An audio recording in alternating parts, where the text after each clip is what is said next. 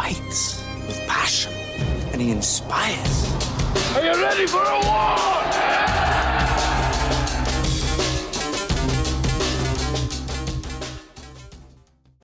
All right, welcome back to From Hate Arbitration, the Monday edition.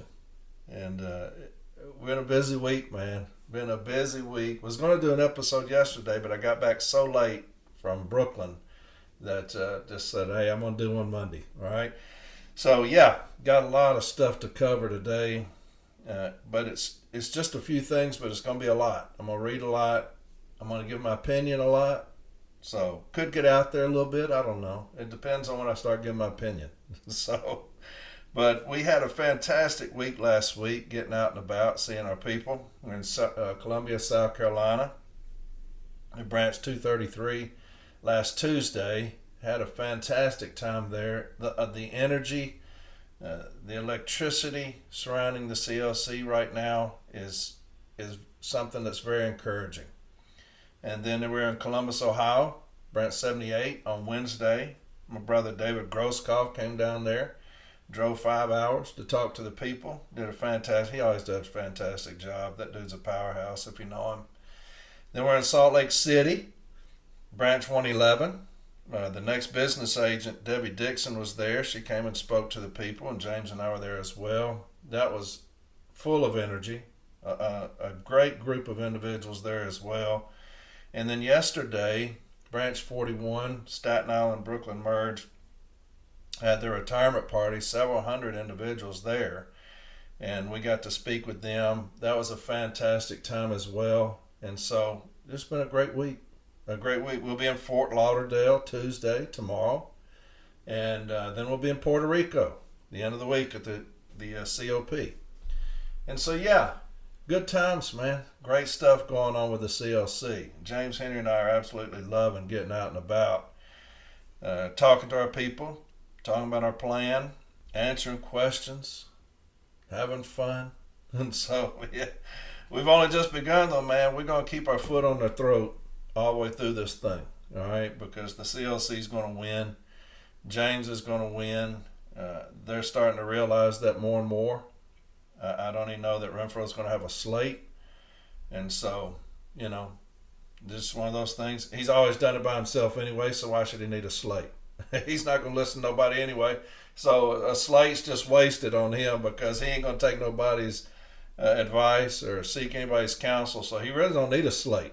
And so he'll probably run by himself and get that ass whipped. And then, so yeah. But you got others, you know, running by themselves. I don't need a slate. Y'all need is me. So don't need any help. So yeah, James is going to win. I can't wait, and it's just a great damn time to be alive. I got a lot of stuff to go over. A few things, a little shout out first. The Angry Mailman, if y'all remember, had a YouTube channel. He's back and angry as ever. And so make sure you get back on that and start following him. But he messaged me last night. The Angry Mailman. He is back. And so a lot of people love that. I remember a lot of people were listening to that. A lot of good conversations going on. You know, he's a carrier talking to the carriers, and that's always a good thing. This whole movement that's going on right now is because carriers started talking to the carriers through podcasts, YouTube channels, different things like that, because we saw the weakness of our union. And so we picked up the flag. We talked about picking up the flag. You know, when you see somebody down, pick up the flag and keep going. And that's what the city letter carrier's done. And that's what this movement is about, is the city letter carrier picking up the flag because their union has failed them. Well, he's just another individual, the Angry Mailman, that has said, look, I don't like what's going on. And so I'm going to bitch about it. And so very good. I listened to it, so I'm glad that he's back. Took a little hiatus. But the Angry Mailman is back. And so I can't wait to start listening to him again. But yeah, it's encouraging to see the letter carriers standing up for the city letter carriers. Something I'm fixing to talk about is a perfect example. And it's been all over social media. It's about the Postal Service, the FERS action Y'all know what I've been talking about? It's all over social media. It's all over the news. Again, the Postal Service is doing a great job of putting out to the public the dire straits of the Postal Service. Now, you heard the Postmaster General. He was on a month ago, just talking about the woe is me of it. We're broke. Woe is me. We may not be delivering mail in a month. We're just going belly up. And so we're going to have to go to 5-day delivery, a part-time or a non-career workforce, and all these terrible things because we're broke as hell. Now we have this new thing about the furs, and everybody's been talking about it. I'm going to read a mandatory standard. I'm just going to start reading things about it because a lot of people asked that I would chime in, and so I will. And I'll give my opinion on it. I think it's all a bunch of horse shit that the Postal Service is trying to strong arm Congress and Senate to change, to make changes. That's all this is to me. And they're going to try to get the public on their side. We're being run down right now. And I talked about this when I was talking about the Postmaster General getting all over us, making us look like shit. This is just another thing. It says mandatory stand-up talk. USPS begins cash conservation plan. Cash conservation plan. That sounds good. The Postal Service has informed the Office of Personnel Management, OPM, of its intention to temporarily suspend its employers' contributions for the defined benefit portion of FERS, the Federal Employees Retirement System, to conserve cash and preserve liquidity due to its ongoing severe financial crisis. It's an ongoing severe financial crisis. There will be no immediate detrimental impact to current or future retirees when normal FERS cost payments are temporarily withheld. The Postal Service will continue to transmit to OPM employees contributions to FERS. It will also continue to transmit employer automatic and matching contributions and employee contributions to the Thrift Savings Plan. The Postal Service is doing this because it is facing a severe financial crisis. It is in the public interest for USPS to begin withholding FERS normal cost payments in order to mitigate immediate financial risk and avoid potential limitations of postal operations. That's a terrible sentence. That sounds horrible. Cost payments in order to mitigate immediate financial risk and avoid potential limitations of postal operations. Going to shut down. It's coming. Potential limitations of postal operations would significantly harm individuals. That sounds horrible, doesn't it? Significantly harm individuals, businesses, and organizations who rely on the mail, as well as our employees and suppliers. Temporarily suspending FERS normal cost payments does not carry similar risks. It must be noted that our pension system remains much better funded than other agencies. Thank you for listening, and thank you for your dedication to the Postal Service and our customers. That's terrible. That sounds awful. And so then you had several other people come out. I know that the APW came out with something. It says, by now you've heard the Postmaster General's testimony that the USPS is facing financial challenges and could be out of cash in a year. An executive order to curtail vote by mail is causing more concern, and management's announcement this morning regarding the temporary suspension of FERS contributions is raising eyebrows. But what is really going on? Is the Postal Service broke, or is there hope? Joined APW President Jonathan Smith and Legislative Political Director Judy Beard on Tuesday, April 14th at 7 p.m. Eastern Time, 4 p.m. Pacific Time for a live stream to discuss APW's vision for a public postal service that works for postal workers and the people who depend upon us the most. And so that was a good statement. I know that the CLC came out with a statement. It says, CLC call to action, Congress must act, but a debt limit increase is not enough. Concerned letter carriers, April 2026. The concerned letter carriers encourages all letter carriers and postal employees to contact their congressional representatives and demand that the USPS borrowing limit be raised. You can find your representative at house.gov and your senator at senate.gov. However, raising the debt limit alone is not a fix. USPS management must present a credible plan to ensure the long-term viability of the Postal Service. The Postal Service is top-heavy. It must reduce the number of supervisors and managers and invest in building a well-paid, professional career workforce capable of delivering the quality service the American public deserves. On the FERS suspension, what it means for you. If USPS suspends its employer contributions to the FERS retirement system, there is no immediate impact on current or future retirees. Retirement benefits are guaranteed by law.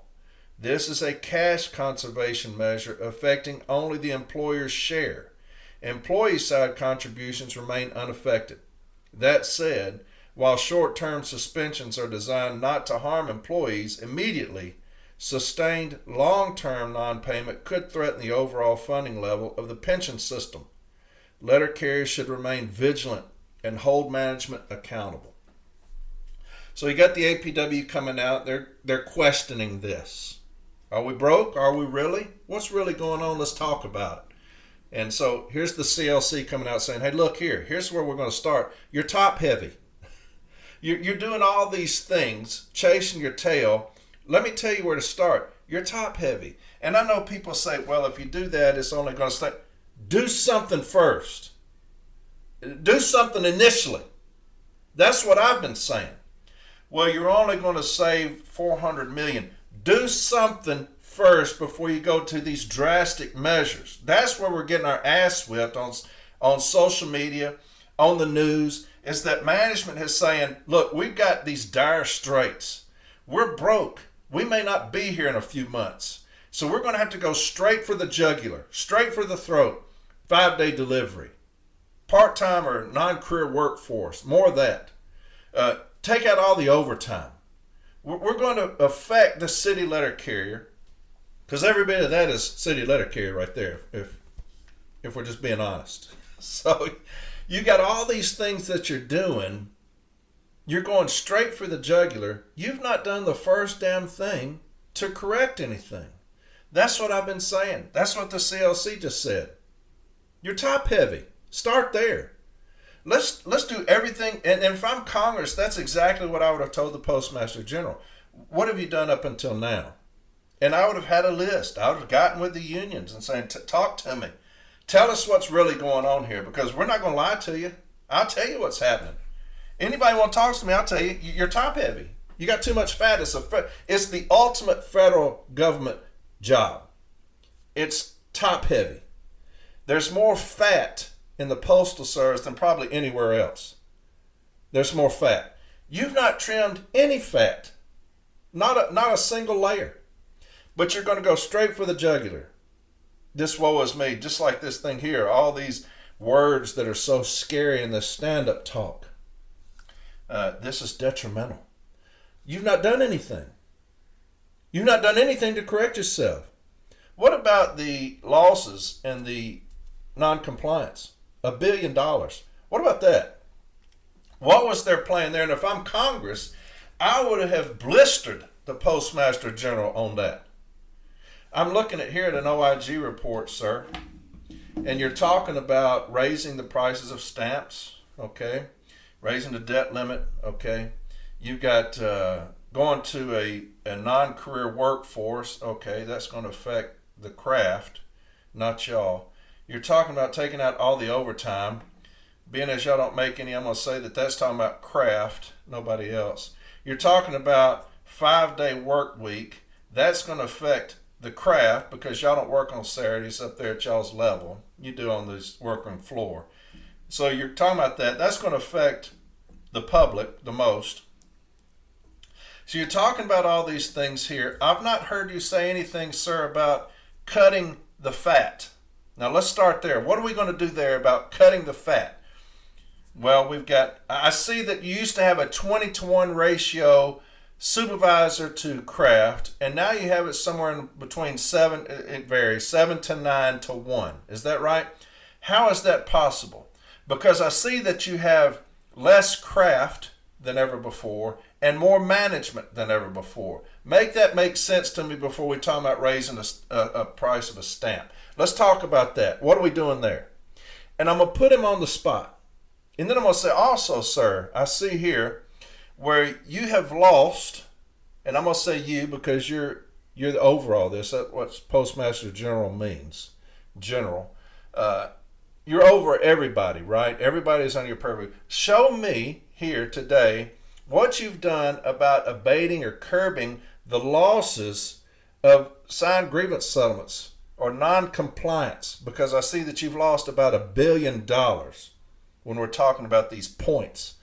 $1 billion in non-compliance, and I didn't hear you say anything about that, but that seems kind of extreme.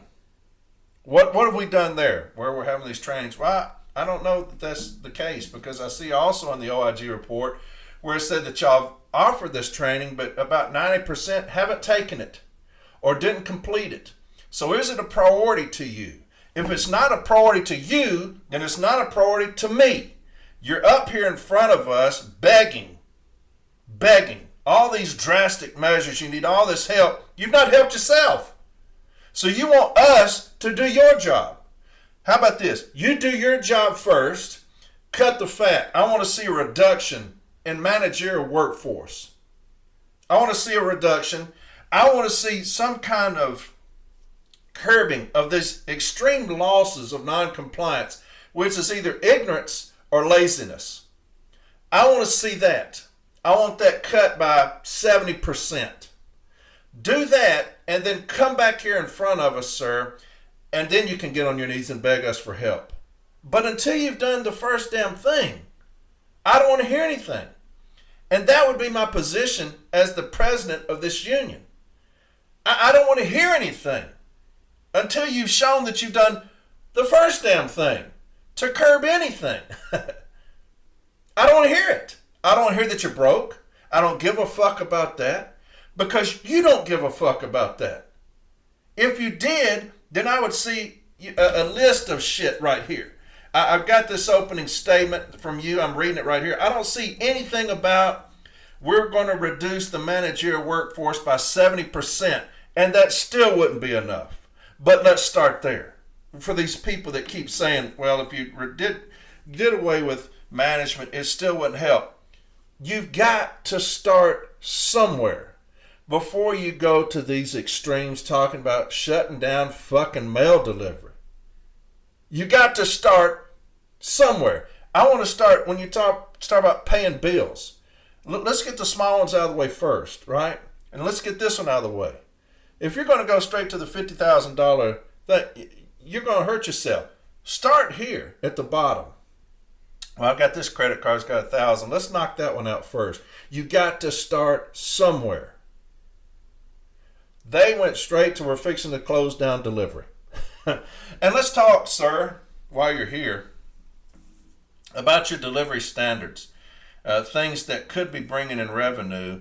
Your delivery standards, it seems like those have kind of laxed a little bit. Talk to me about that. And then when you finish that, we're going to talk about the intentional delay of mail, the parcels on y'all's part, not the craft, on parcels, on routes, on all kind of mail that's being left on the floor, not being delivered.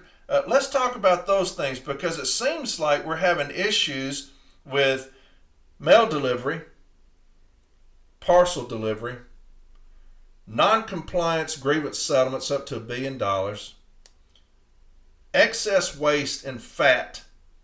It seems to me like all the things that I'm looking at is your fault.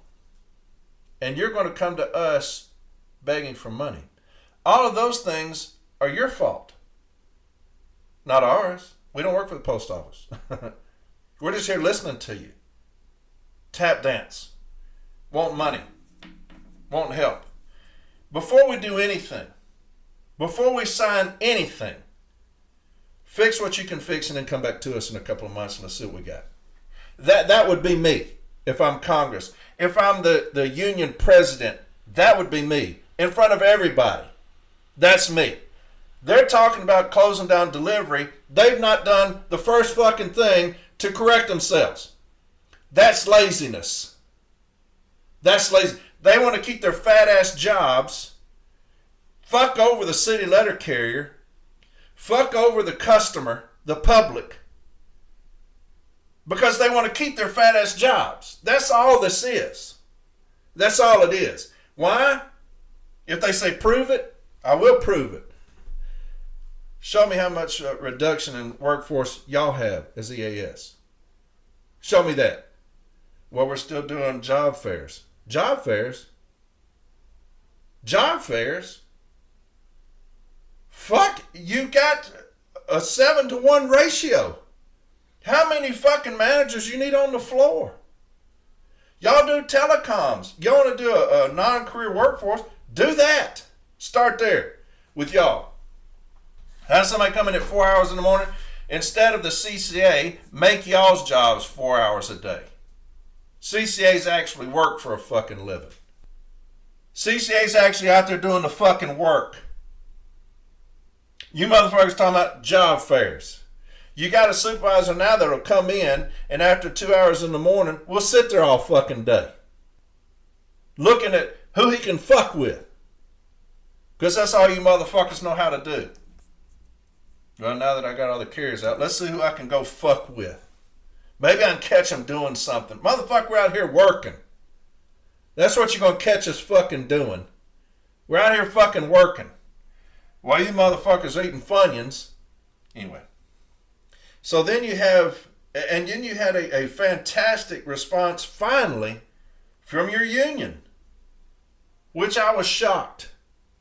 Somebody put this out. I'm thinking, here we go, finally. Let's do this. Let's do it. It says, the big lie about postal bankruptcy. That's how you start out a headline, Renfro. Thank you, finally, for doing that. Maybe it's because he's trying to save his job. Maybe that's what it, maybe it's like, maybe I do need to stand up. Eventually, after 3.5 years, maybe I do need to finally get up off my knees in front of management and just kind of rally the troops. So this is a good start, right? The big lie about postal bankruptcy. Yesterday in a mandatory stand-up talk, Postal Service management all across the country told the letter carriers, if we're a private company, we would have already filed for bankruptcy and gone through restructuring, much like major automakers did 2 years ago. The service repeated this claim in a press release distributed to the nation's news media as well. Finally, Renfro, thank you.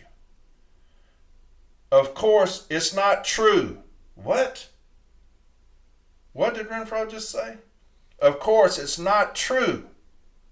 But the USPS seems to think that it repeats the big lie often enough, most people, and especially members of Congress, will think it's true. My God.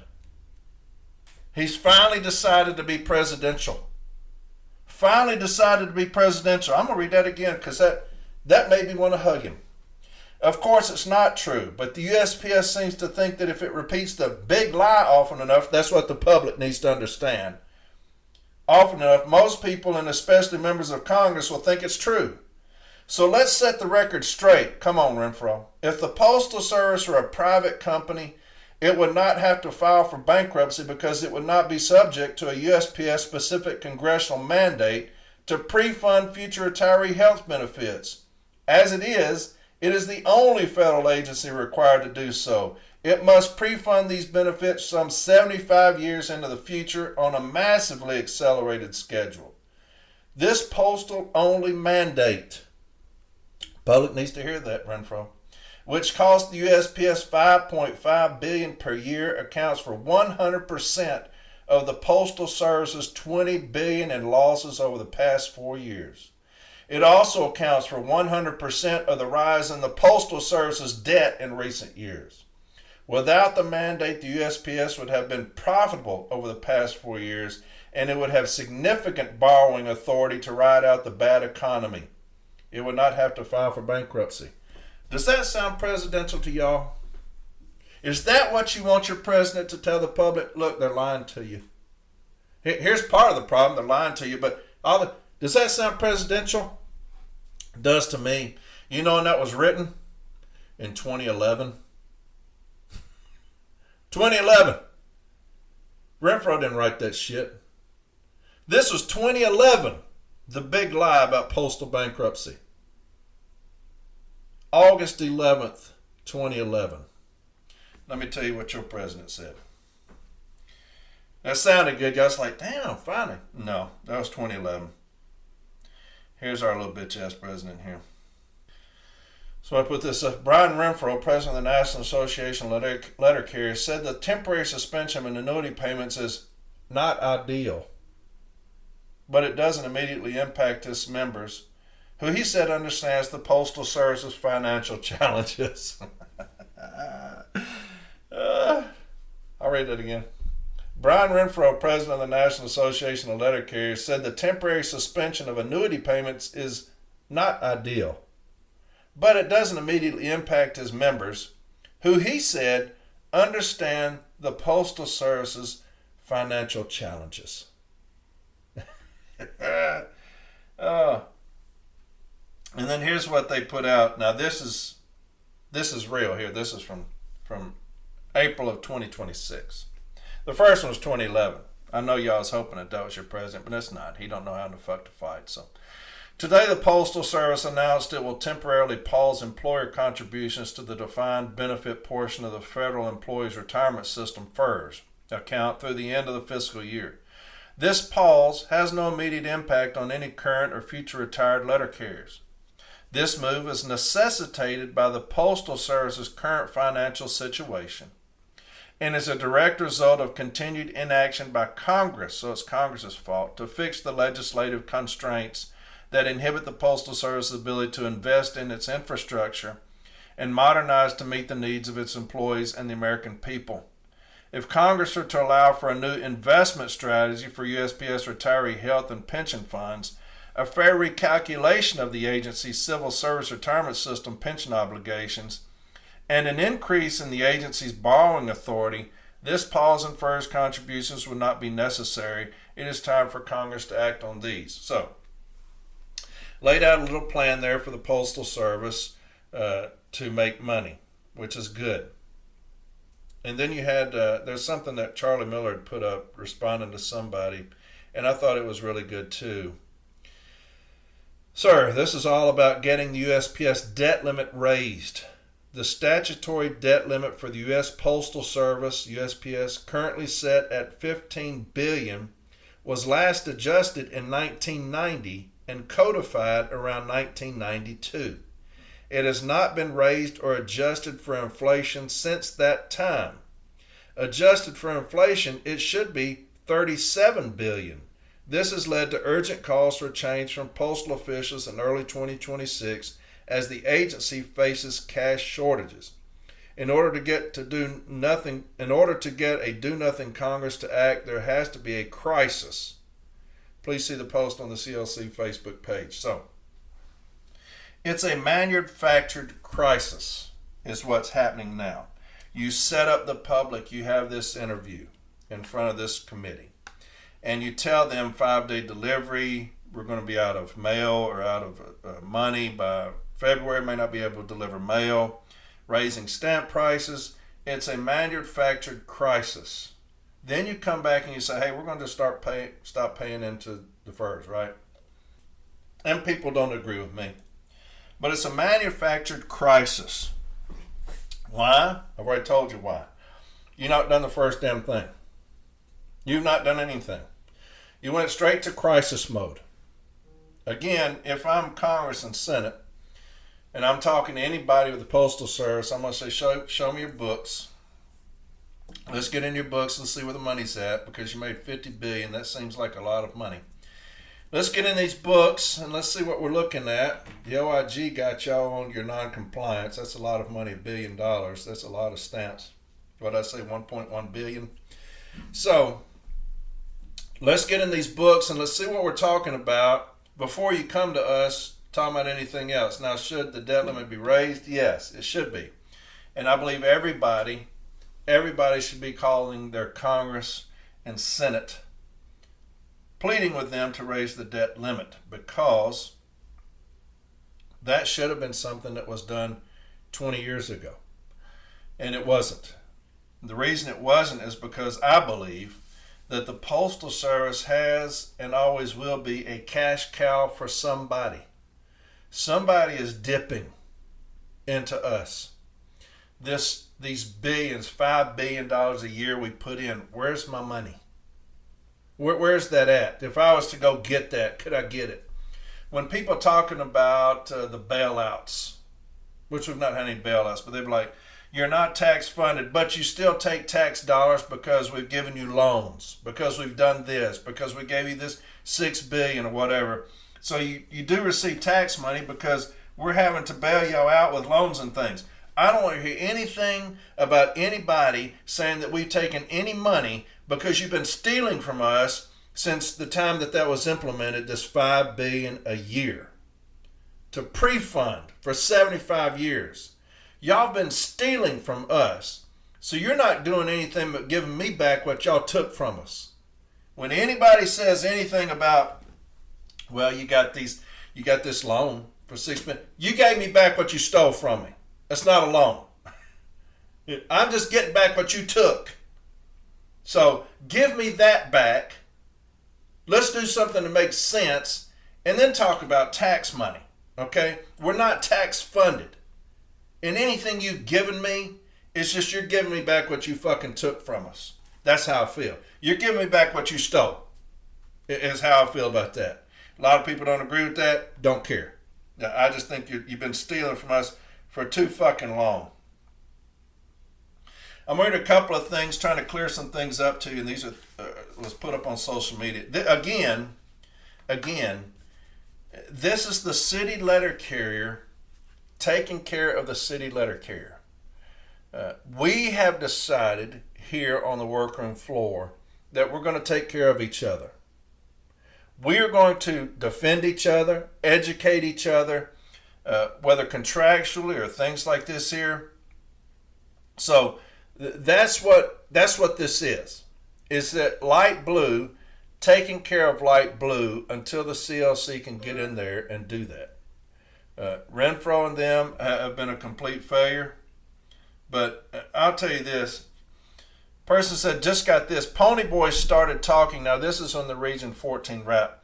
Ponyboy started talking about the financial state of the service and how we're probably not going to get a contract ratified. I had to walk out. I'll read that again. Ponyboy started talking about the financial state of the service and how we're probably not going to get a contract ratified. I had to walk out.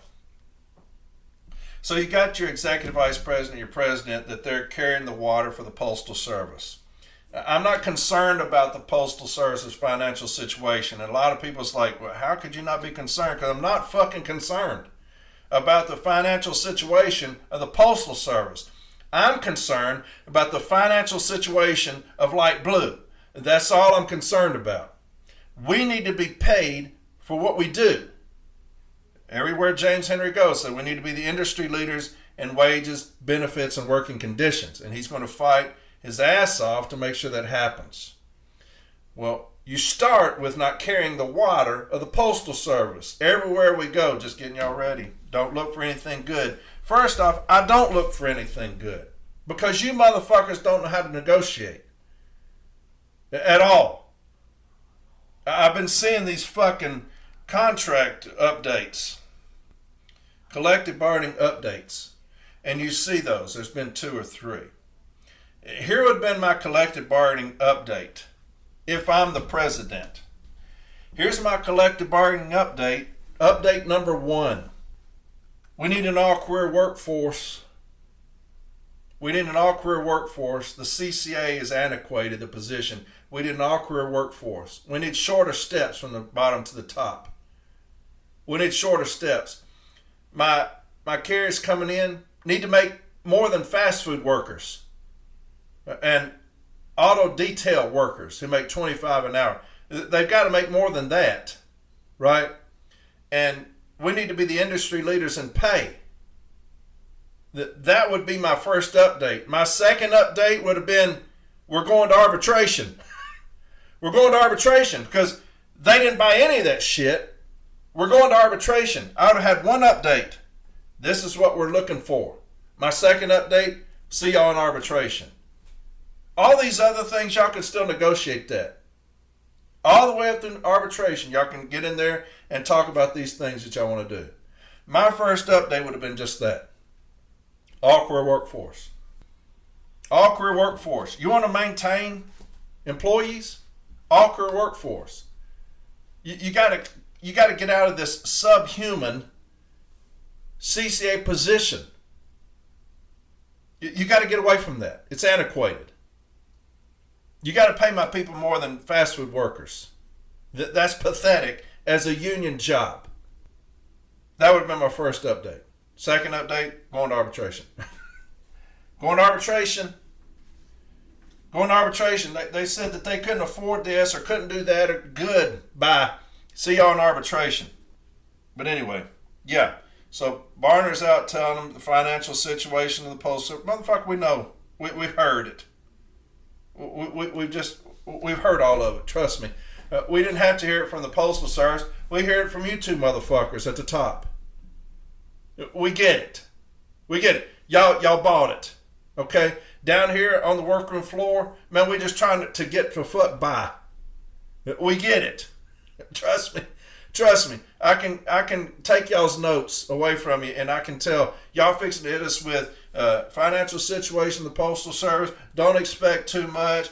We're fighting like hell. I get it. Okay? Thank you. Thank you. But fuck, you know. Anyway.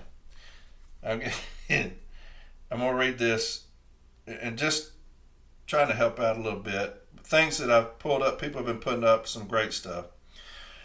FERS action, frequently asked questions, talking points, background. Now this is from the Postal Service, but I'll still read it. Due to a pending liquidity crisis in which the Postal Service could run out of cash as early as February 2027, the Postal Service Board of Governors has decided to suspend the Postal Service's employer contributions for Federal Employees Retirement System, FERS annuities, effective April 10th. The Postal Service will continue to withhold employees' contributions to FERS and will transmit those amounts to the Office of Personnel Management, OPM. Additionally, the Postal Service will continue to transmit the employer automatic and matching contributions and employee contributions to the Thrift Savings Plan, TSP. There will not be any immediate detrimental impact to our current or future retirees if normal FERS cost payments are temporarily withheld. The risk to the Postal Service and the American public from insufficient liquidity for postal operations dramatically outweighs any long-term risk to the pension funds from not making the currently due payments. It must be noted that the Postal Service pension system remains much better funded than other agencies. FERS employees have three parts to their retirement benefit: the FERS annuity, the Thrift Savings Plan, and Social Security. The Postal Service and employees make contributions to FERS, TSP, and Social Security. The board is only suspending employer payments to the FERS annuity. All other payments, employee contributions to FERS, and employer and employee contributions to TSP and Social Security will continue. Little question and answer. Question: why did the board take this action? Despite significant and ongoing cost-cutting actions and progress on new revenue generation, the Postal Service is in dire financial straits and is in danger of running out of cash as early as February 2027. Now, if I'm in arbitration, I'm going to say, despite significant and ongoing cost-cutting actions. We're going to talk about that. Because the cost-cutting actions, you see it in real time right now on the workroom floor. They're coming in and they're taking out excessive amounts of routes. Excessive amounts. You see stations saying, hey, they came in, have a huge station, they took out 18 routes. So their remedy is what? Fuck over the carrier. That's their remedy. We're going to take out your overtime, even though we're not paying you a living wage. A lot of you depend on your overtime. We took off the caps of the 12 and 60 so y'all could work yourselves into oblivion, we're going to take away the overtime. Okay, so that doesn't even matter anymore.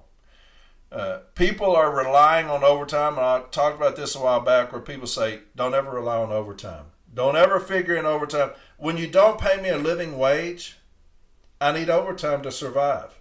When you don't pay me a living wage, all these things talk about when you see Labor Day, and they're like, thank unions for this, weekends, overtime. Well, why would you thank them for overtime if you say don't take overtime into account of what you need to survive? We fought for overtime. We fought for overtime pay. Why? People need overtime. They work for overtime. They want to make a good living, take a good living, and make a semi-great living. Okay? I want to be able to enjoy things more than with just a regular 8 hours. So I'm going to work overtime. Well, now they're cutting out overtime. So you're cutting out routes, you're cutting out overtime. And so you got all these plans, these pivot plans. Now you see we're going to start squeezing y'all for undertime, even though you don't have it. We're going to reduce your fixed office time and wait till you hear about what's coming out there. We're going to squeeze y'all as far as your fixed office time. We're going to squeeze y'all as far as your office time with the hour, the 40. I saw something the other day that somebody put up. It says, city carriers, please do not go over 40 minutes in the office per the POOM management. City carriers, please do not go over 40 minutes in the office per POOM management. Now, if I've got 43 minutes of fixed office time, you give me no time to case mail. I have no time to case mail. I'm just going to do my office time and leave. Please do not go over 40 minutes of office time. And I'm going to agree with that, okay? That's in violation of the M41 handbook. But anyway, city carriers, please do not go over 40 minutes. So this is their cost-cutting measures, right? This is how they're going to cost cut. Nothing about management. Nothing about the FAT. Nothing about non-compliance. That's $1 billion in cash right there I could save you. If somebody came in and said, hey, I've looked at your books. I found out a way immediately I could save you $1 billion. You'd probably jump on that, right? You'd probably be ecstatic. You'd probably be thinking, hell yeah, we need that. How'd you find it?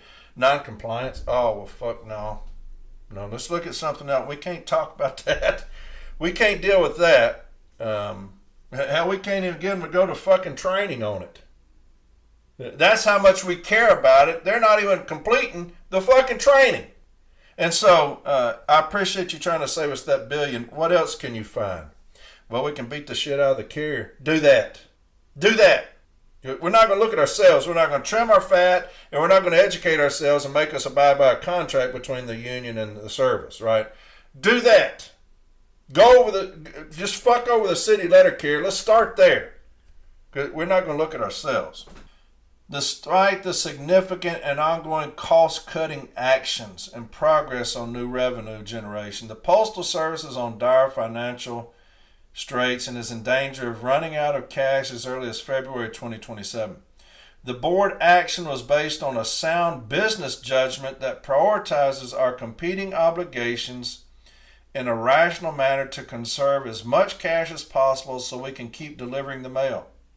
The board's decision allows the Postal Service to continue making payroll and to pay suppliers to support the Postal Service in its mission of collecting, sorting, transporting, and delivering mail. Question: how much does the Postal Service pay to OPM for the FERS program? U.S. pays about $200 million to OPM every other week for the FERS annuity. Question: how much will be saved by not making the payments? It's estimated that suspending payments to FERS will result in a savings of approximately $2.5 billion this fiscal year. Question: what percentage of the postal workforce falls under the FERS program? 99% of career employees fall under FERS, and 1% fall under the Civil Service Retirement System. Question: how does this decision affect employees in the CSRS system? CSRS employees and retirees are not affected in any way. Question: are current FERS employees or retirees affected? The action will have no impact on current retirees. For current employees, the Postal Service will continue to transmit to OPM employees contributions to FERS and also will continue to transmit employer automatic and matching contributions and employee contributions to the Thrift Savings Plan. A prior decision from the Office of Legal Counsel confirms that employees will continue to receive service credit towards their FERS annuity during the period of the suspension. Question: is this action a permanent solution to returning the Postal Service to sound financial footing? No. Legislative action is desperately needed to return the Postal Service to profitability. Despite cost reductions in areas within its control, and even with this emergency action, the Postal Service needs Congress to enact common sense reforms to help return it to financial security, despite cost reductions in areas within its control. That's a fucking lie. That's a lie. Because I know two places right now that y'all have not touched. Increase the Postal Service borrowing authority from $15 billion to $34.5 billion. Now, I do agree. That should have been done. That should have been done 20 years ago. Increase the Postal Service's borrowing authority from $15 billion to $34 billion. That's common sense. Reform civil service retirement system, liability allocation methodology. Provide flexibility in CSRS and FERS retirement funds investment. Enable workers' compensation reform. The FERS action we have just taken will buy some additional time for Congress to act, but we will need action this year to avoid additional measures which may be detrimental to our business. Can employees continue to contribute to the Thrift Savings Plan, and will those funds be matched by USPS? Yes. And yes. Employees can continue to contribute to TSP without any interruption, and the Postal Service will continue to make automatic and matching contributions up to 5% of the employee's basic pay, and to pay these amounts into the TSP. What specifically does the Postal Service want Congress to do? Now, this is where we all can help. Because, look, I know I get on, a healthy post office is a healthy carrier craft, right? Healthy post office, healthy economy helps the city letter carriers. So I do agree, we need to get Congress to act. But I'm just sick and tired of this bullshit because you've not done anything to help yourself.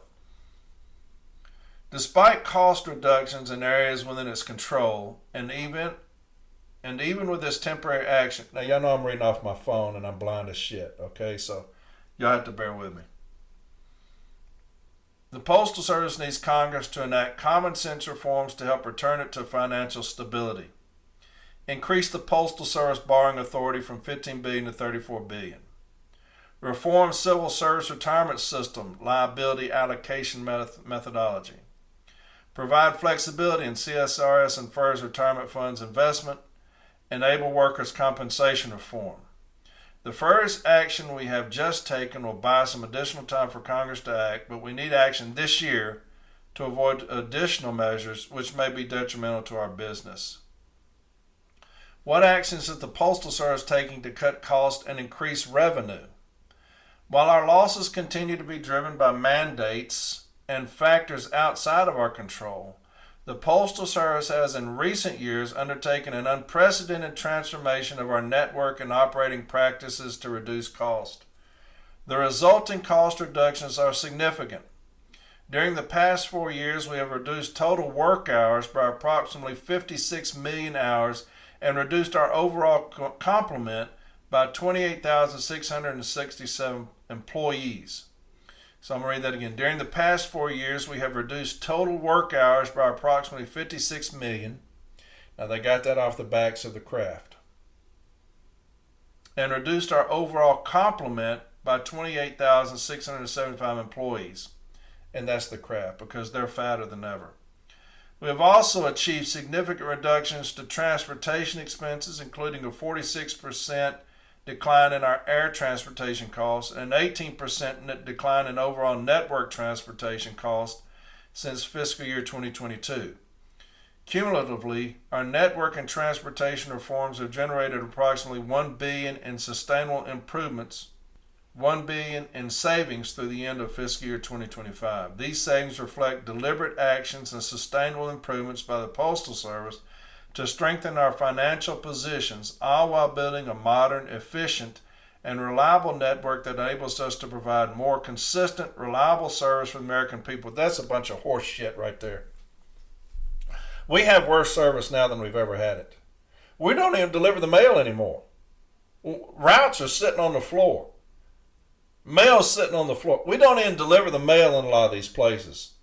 So don't fucking lie to anybody. Don't say shit like that. That pisses me off there. These savings reflect deliberate actions and sustainable improvements by the Postal Service to strengthen our financial position, all while building a modern, efficient, and reliable network that enables us to provide more consistent, reliable service for the American people. That's a bunch of horse shit there. We don't even have delivery standards anymore. It gets there when it gets there, if it gets there at all. We'll continue to aggressively reduce cost wherever we can. Bullshit. Bullshit. That's horse shit. As we leverage the opportunities presented by our transformed network and refined service standards. We will also continue to pursue opportunities presented by our improved network to grow revenue, particularly in our shipping business. Question: how will you address these non-payments in your financial reports? We will discuss this action in our next quarterly financial report. Question: is this action really needed? Was this decision made just to gain additional attention to your financial situation? We have to do this to preserve cash. If we don't act now, we could run out of cash as early as this February. By conserving cash now, we avoid putting in jeopardy our mission of delivering the nation's mail. Question: couldn't you continue the first payments if you do more cost cutting and find new ways to boost revenue? We have aggressively cut costs in response to economic conditions and customer trends. While our losses continue to be driven by mandates and factors outside of our control, the Postal Service has in recent years undertaken an unprecedented transformation of our network and operating practices to reduce cost. The resulting cost reductions are significant. During the past 4 years, we reduced total work hours by approximately 56 million hours and reduced our overall complement, they're repeating themselves, overall complement by 28,675 employees. We've also achieved significant reductions to transportation expenses, including a 46% decline in air transportation costs and an 18% decline in overall network transportation costs since fiscal year 2022. Cumulatively, our network and transportation reforms have generated approximately $1 billion in savings through the end of fiscal year 2025. These savings reflect deliberate actions and sustainable improvements by the Postal Service to strengthen our financial position, all while building a modern, efficient, and reliable network that enables us to provide more consistent, reliable service for the American people. Now, $1 billion sounds good there, right? We have generated approximately $1 billion in savings. I know how you had $1 billion in losses. That's a shame. And all these things that they're talking about, look, cumulatively, our network and transportation reforms have generated approximately $1 billion in savings, just enough so that we could pay out non-compliance grievances because our managers and supervisors are too fucking lazy or stupid to file the contract. Put that into perspective. We've done all these things, all these transportation costs, all these reforms, network reforms. We've done all these things, and this saved us $1 billion. Man, that sounds great. Of course, we lost that $1 billion that we saved because our managers too fucking stupid to follow the contract, and we don't give a fuck about it. Hell, they don't even take the fucking training or complete it. So all these savings we're praising and patting ourselves on the back for, we lost all of that. Well, how the fuck did you do that? Because our supervisors can't follow the contract between us and the union. That's why I don't pay attention to this shit, man. All these cost-cutting things. You motherfuckers ain't worried about cutting costs. How about if it would have said, we've done all these things and it saved $1 billion or $2 billion? That'd be substantial. But your $1 billion was lost because of noncompliance. Many people aren't as reliant on the Postal Service as they used to be because of email, online banking, and other electronic forms of communication. Why should they care about this issue? The Postal Service is at the center of an estimated 1.9 trillion mailing industry, employing 7.9 million Americans. We need to do everything we can to make sure we can continue to deliver the mail. The cost of potential delivery disruptions to the economy and the country cannot be overestimated. Even the threat of such a disruption would have a significant impact on the Americans' business. Now, this is something that I agree with 100%. And this is something we talked about, and I talked about it when other news media outlets have reached out to me. This is what we need to be trumpeting right here. The importance of us. People you see online when somebody talks about the Postal Service, you'll have those that come to our defense, some that say, hey, they don't need the Postal Service. It's a dinosaur. We don't need them anymore. All they do is deliver junk mail. Y'all know what I'm talking about. You see it all the time.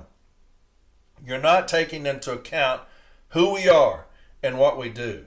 I saw some dumb fuck the other day on social media saying, well, hell, the Postal Service has FedEx and UPS and Amazon delivering their packages. That's what this dumb motherfucker said. Of course, he got obliterated. They're like, you got that backwards. But that's the perception. That's the reason. Okay. As a union, I've talked about this before. And I will talk about it until we get in there and do it. We've got to be on social media and the news talking about who we are.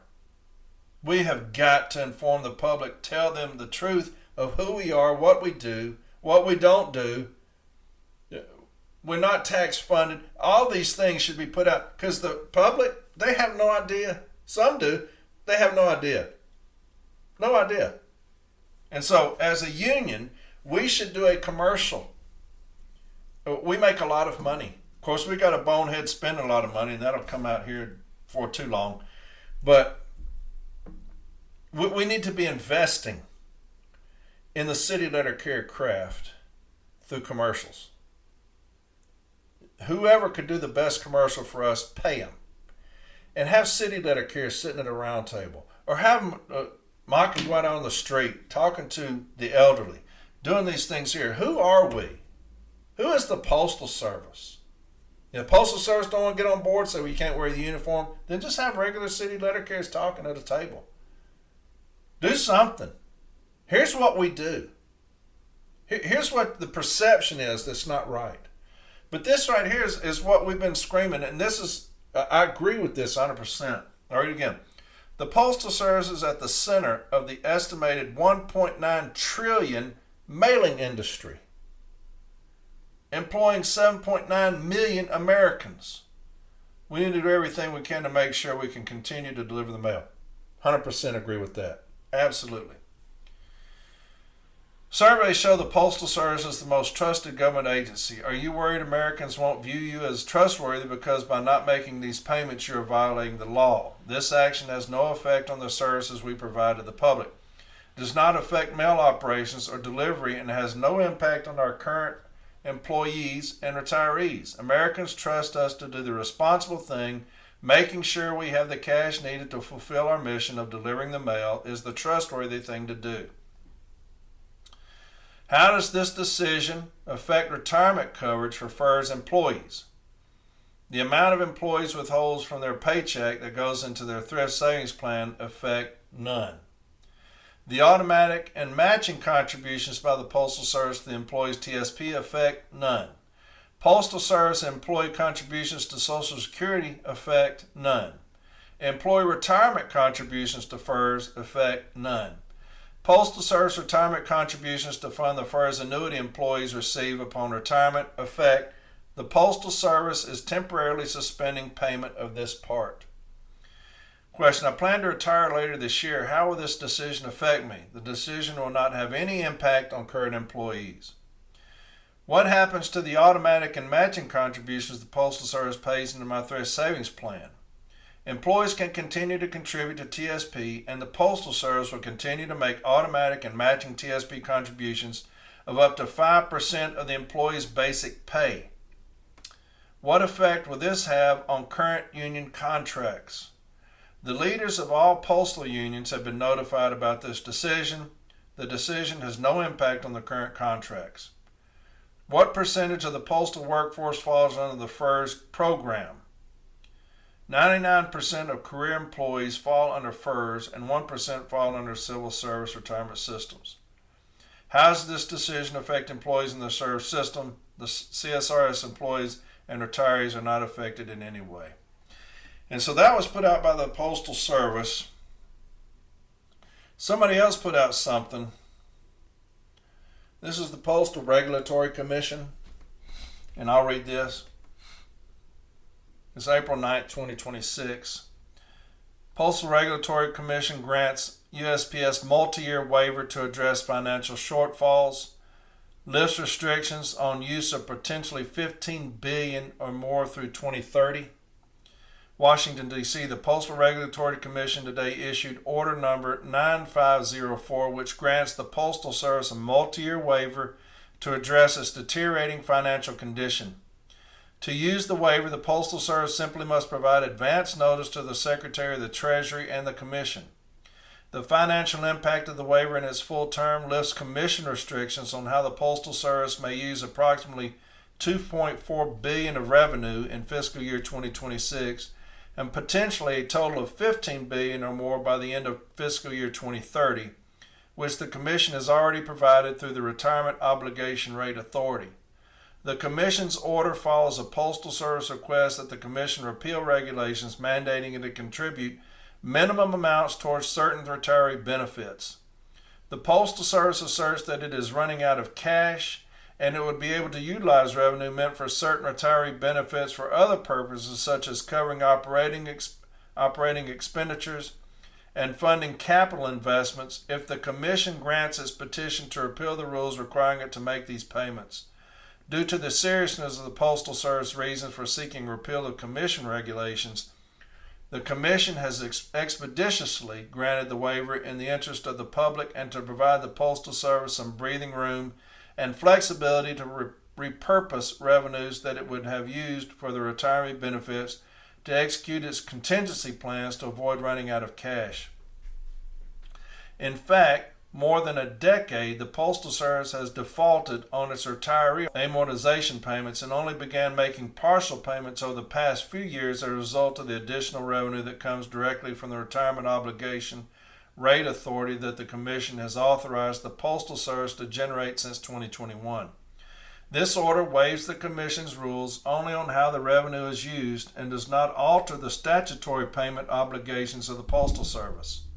The Commission urges all stakeholders to treat the breathing room provided by the temporary conditions waiver as an opportunity to work towards meaningful and lasting change. In particular, the Commission urges Congress to use this time to address the underlying issues highlighted by the Commission and the Government Accountability Office in recommending that Congress should consider reassessing and determining the level of universal postal service the nation requires and how that can be funded.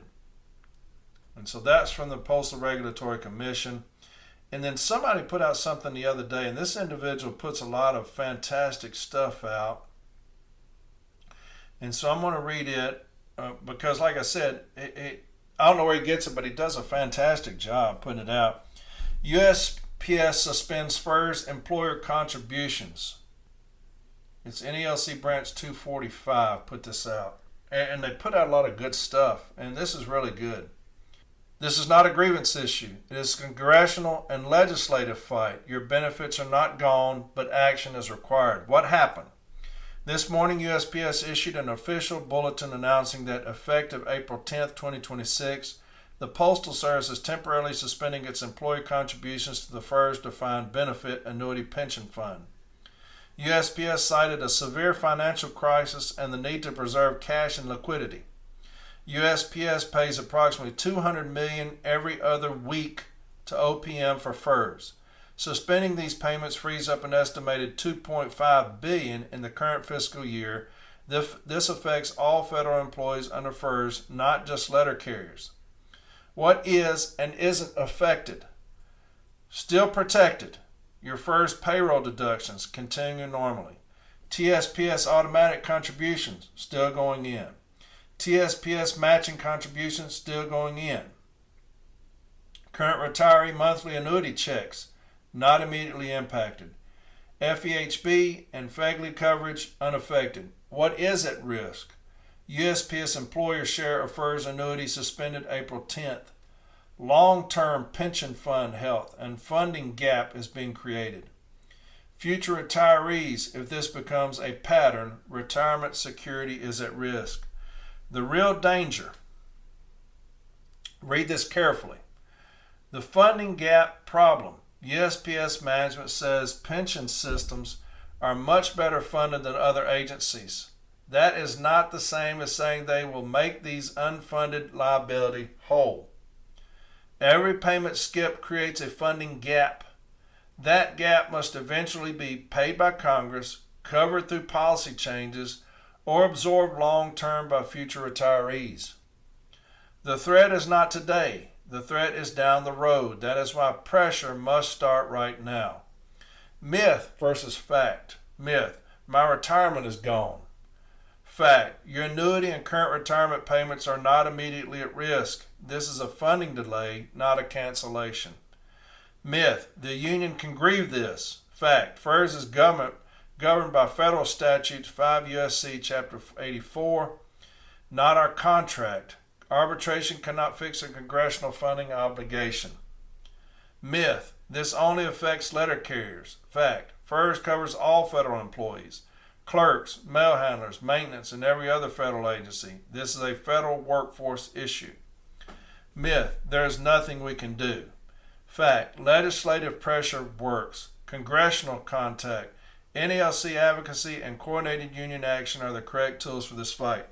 Now, I don't know if my president has called for a day of action. I've not seen it, but I'm going to say that from 8 arbitration as well as the CLC will have. Remember when we had that National Day of Action a while back that was so successful? I'm going to say we'll do that again shortly. And we'll get all the information out to you as far as making a day of action about it. What you're going to need to say, have something we can put in your hand. What are you going to need to say when you make phone calls, okay? Because again, the city letter carrier will save the city letter carrier. We're going to do it here on the workroom floor, okay? Light blue. We did it before. We'll do it again. We'll continue to do it. But I wish my president would do more about getting in the service's ass instead of carrying their water for them. And that's just not going to happen under this president. Hell, he's not even showing up to rap sessions he's saying that he's supposed to go to, saying that there was booking issues. How does the president have a booking issue? Barner was there, Region 14. But anyway, let's see here. Where are we? Don't panic. Share the facts. Your retirement is not gone. Your paycheck deductions and TSP continue. Retiree checks are not stopping. Control the narrative. Share this bulletin with your fellow carriers. Control the narrative. That sounds good. But we have let management control this narrative. My president is nowhere to be seen. Nowhere. Hell, he's not even showing up to rap sessions, like I say, in different functions. He's just not showing up. Hell, he was in London, I believe, the other day. But he's allowed management to control this narrative. We should have been out ahead of it. And at least right now, just beating the fucking drums on it. But we've allowed them to control this narrative. That will change when we take over. I'll make sure of that. The Postal Service, they're no longer going to control the narrative on shit. Contact your elected officials today. Call or write your U.S. Senator and House Representative. Tell them you oppose USPS suspending FERS employer contributions and demand they act to protect federal employees' retirement security. This is the most important step you can take. I agree. 3, for us, watch for NELC National guidance. NELC National will issue formal statements and coordinate legislative action with other federal unions, amplify their message. Branch 245 will relay all updates as they come. But I'm going to call for a day of action here. I don't know if they have from National or not. We should have done this as soon as it came out. Talk to your steward or branch president. Questions, concerns, reach out to your steward or contact branch 245 directly. Hope they don't mind I'm putting this out there. But this issue is not today's benefits, it's tomorrow's funding. I thought that was really good. That was a great job there on their part of putting that out. So, people wanted me to talk about it. There you have it, talking about it. All right? It just took an hour and 12 minutes. But that's my position. That's how I feel. Those things that I saw, you take it for what it's worth. That's my opinion. And I'll always give my opinion. I'm going to cover a few things grievance-wise, okay? And then I'll be gone. I don't know about an episode. I'll do an episode next week, but what I may do, I may put up a past episode. I may do that. But I'll just tell you what I'm talking about, okay? Somebody put this out, and this is everywhere. We've addressed it. We've addressed it a lot. This is everywhere. They said, what is the best way to fight undertime being assigned in the morning? We currently have a morning pivot board and are being told to do it as our undertime for the day. How can we fight this? Any way to grieve it? It is a grievance because reporting requirements, we control that narrative under the reporting requirements, okay? It is a grievance. Now look, and this is what I may put up next week because I'm going to be in Puerto Rico at the COP. In episode 120, I put up the thing about the CD palm, undertime. This is something that's been coming out, okay? They're going to tell you that you've got undertime. Now, those things are based solely off of DOAS and PET. That's what that's based off of. Because reporting requirements, we tell them what we need if we're going over. If not, it's expected that we do 8. If I've got undertime, I will give it. You will not assign me undertime before I even clock on. Okay? And so, episode 120 is the CD Palm undertime episode.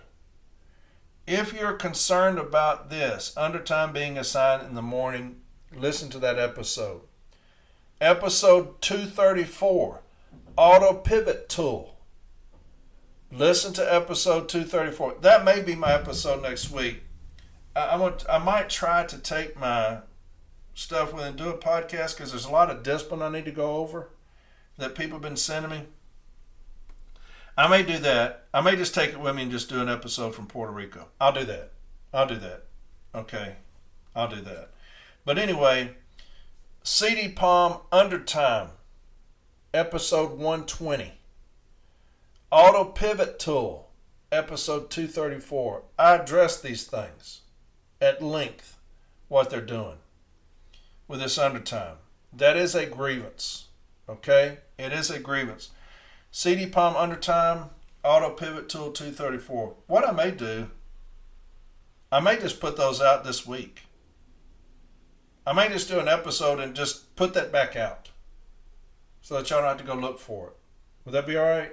I'll just do that. If 10 people listen to it that are concerned about it, that's fine. I mean, it ain't going to cost me nothing. So what I may do is just tomorrow I'll put out episode 120 again, the CD Palm Undertime, and then Wednesday or Thursday may put out the Auto Pivot Tool episode 234. I may do that because one thing we're going to do here is we're going to educate here. Okay, if it's not going on nationwide, I'm going to keep doing that shit here. Okay, if it's affecting my people, we're going to address it here. Like me, don't like me, I'm going to address shit here that's happening to my people on the floor. When we take over, I'm going to address things here that are happening to my people on the floor. I'm going to keep doing from 8 arbitration up until I retire. I've been saying that. When I'm executive vice president, every Sunday, I'm going to do an episode. Every Tuesday, I'm going to do a nationwide Zoom telling you exactly what's going on at National, who we're talking to, what's coming down the pike. I believe in education and transparency. I believe in it. So, tomorrow I'll put up 120. Again, that's the CD Palm Undertime, and then maybe Thursday, the Auto Pivot Tool 234. I just put those episodes up again. So you'll get to hear it. I don't know what I was bitching about back then, but you'll get to hear it again. So anyway, but there you have it. Undertime being assigned in the morning. We currently have a morning pivot board and are being told to do it as our undertime for the day. DOAS and PET, I'm telling you, DOAS and PET is what's taking over, and we're not doing anything about it. Another thing, somebody told me about the red line policy is coming back. Had a lot of messages this week, red line policy.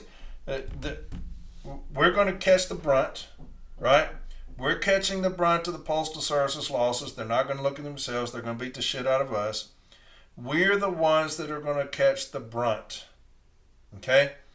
Redline Policy, episode 52 and 67. Episode 52 and 67 for the Redline Policy. A lot of people reaching out saying, hey, they've not said Redline Policy, but they said, hey, you cannot go past the red line. That's the Redline Policy. That's the Redline Policy. 52 and 67, okay? PET and DOAS, 52 and 59. 52 and 59 for PET and DOAS. We've got to educate ourselves on PET and DOAS. All of this is generated based off of PET and DOAS. All these undertime issues, PET and DOAS. 40 minutes of office time, PET and DOAS, all right? We've got to do a better job of combating that, and we will. We'll keep doing it here. We'll keep doing it here. Here's another thing that was put out, and this is where I'm going to spend a little bit of time. And then after this, James Henry's going to talk to you for about 10-15 minutes, okay? He wants to talk to everybody, so hang on. When I finish, James Henry's going to be on. He's going to talk to you, all right? But this was put up the other day, notification, subject, change in lunch policy effective Saturday, April 11th. To all employees, please be advised that the effective Saturday, April 11, 2026, the policy regarding lunch breaks is changing. No lunch or one-tick lunches will not be allowed moving forward. All employees are required to make the necessary adjustments to their schedules to comply with this new directive. We appreciate your understanding and cooperation as we implement this change. Manager of Customer Service. Now, that's a grievance under Article 5. I've got some sites for you. Write these numbers down. Write these, because I'm going to come from a couple of different directions, okay? When you talk about past practice, Article 5, you'll go through there, and if you go to episode 46, I cover past practice at great lengths.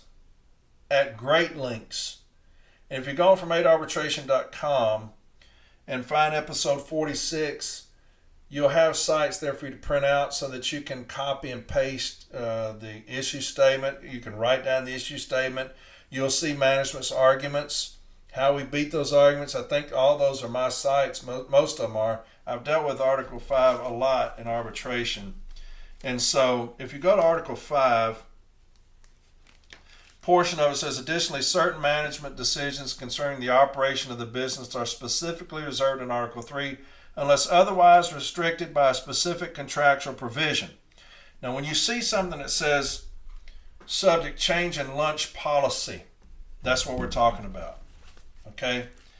Lunch policy. You've acknowledged already that it's been a practice, a policy.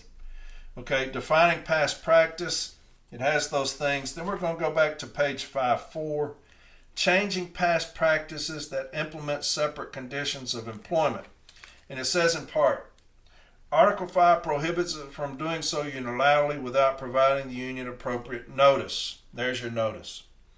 Prior to making such a change unilaterally, the Postal Service must provide notice to the union and engage in good faith bargaining over the impact on the bargaining unit. I'm going to read that again. This is page 5.4. Prior to making such a change unilaterally, which is what is happening. I'm going to go over this letter at great length here in just a second. Prior to making such a change unilaterally, the Postal Service must provide notice to the union. You got a notice right there. And that's the word we're going to circle, okay? They're going to say, hey, we provided you notice. And, circle that word and, engage in good faith bargaining over the impact on the bargaining unit. And that's where you're going to win the grievance. We don't have to show that it was a binding past practice. They did in this letter. They have shown that it's a past practice, okay? Matter of fact, they said it was a policy. So this is a condition of employment. So you got notification, subject, change in lunch policy. You're going to highlight that word policy, okay? Effective Saturday, April 11th, to all employees. Please be advised that effective Saturday, April 11th, the policy regarding lunch breaks is changing. So there is a change in local policy. That's a local past practice. It's a binding past practice, even so much that they said it was a policy. It's a binding past practice now because you've even stated so in your letter. Now we'll go through all those provisions in Article 5 that talk about defining a past practice. You've got this letter. It's such a strong past practice, they said it was a policy. No lunch or one-tick lunches will not be allowed moving forward, which means that it was allowed in the past. So we have repetition. We have acceptability, which are some of the things in Article 5, right? Not be allowed moving forward, which means that it was allowed in the past. Now, how long has it been allowed? We'll write that down, okay? We'll get some great statements from carriers saying, hey, we've had no lunch here for the last 3 years, or whatever, okay? That will be good for us. Make sure you get statement. Listen to episode 46 on past practice, and I go over all this stuff. All employees are required to make the necessary adjustments to their schedules to comply with this new directive. Now, why would I need to make adjustments to my schedules if it was something that hasn't been going on for quite some time? I've even made schedules based off of this. I've even made my schedules based off of this no lunch. And now you're telling me I'm having to adjust my schedule. That is strong verbiage for us when we're going forward. Look, we've been doing this so long, people have adjusted their schedules to it. Well, how do you know that? Well, let me read what the post notice said. All employees are required to make the necessary adjustments to their schedule to comply with this new directive. Okay? We're changing something. It's a new directive. We appreciate your understanding and cooperation as we implement this change. This change to what? This change to how we've been doing things as far as no lunch. We're changing a past practice. Okay? That's how you're going to attack this. Manager customer services. So you have all the language that you need in this thing. I mean, they tell it over and over again. It's a policy. We're changing the policy. We'll not be allowed moving forward, which means we've done it in the past. We're changing our schedule because of it, because we've had a schedule that we've come in because it's been an accepted practice. But now we're having to change our schedule. I've got some sites for you, okay? There were several of these put out, I saw. And so this will help you on that. Episode 46, remember to go back to episode 46. But here's the best site. Just one. You'll probably have more, but I've got this one. And it talks about no lunch. It's C-37199. 37199. Award summary. The issue is whether the USPS initiated a unilateral change of a no lunch policy from consistent, repetitive approvals for carriers to take a no lunch to a requirement that all employees take a full lunch unless a supervisor approves otherwise on a Form 3189. The consistent, repetitive approval of no lunch request is a binding past practice as set forth in Section 5 of the JCAM. Now, we've got it. Their notices, make sure you put that notice in your... That notice is basically all you need. They're acknowledging a past practice, so much so that it was a policy. Okay? The USPS initiated a unilateral change of that past practice by requiring our employees to take a full lunch unless a supervisor approves otherwise on a Form 3189. Now, you're not having to deal with that, but they've acknowledged the practice in the notice. The USPS did not follow the process set forth in Section 5 of the JCAM for changing a binding past practice. The USPS violated Article 5 of the agreement by the failure to follow this process set forth in Section 5 of the JCAM. A cease and desist order is an appropriate remedy. Okay, we'll take that. She put it back into play. I'll read her decision. Shouldn't be too terribly long.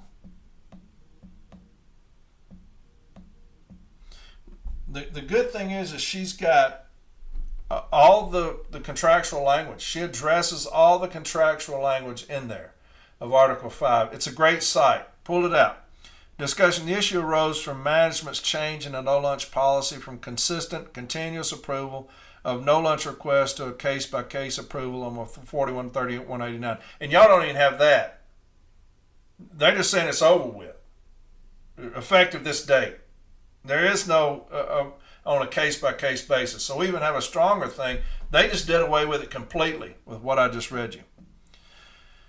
The case-by-case approval on Form 3189 is different from a consistent, continuous approval. Otherwise, there would be no reason for management to seek the change. It goes along with what we're talking about. There's a policy. Otherwise, you wouldn't need to seek a change in it.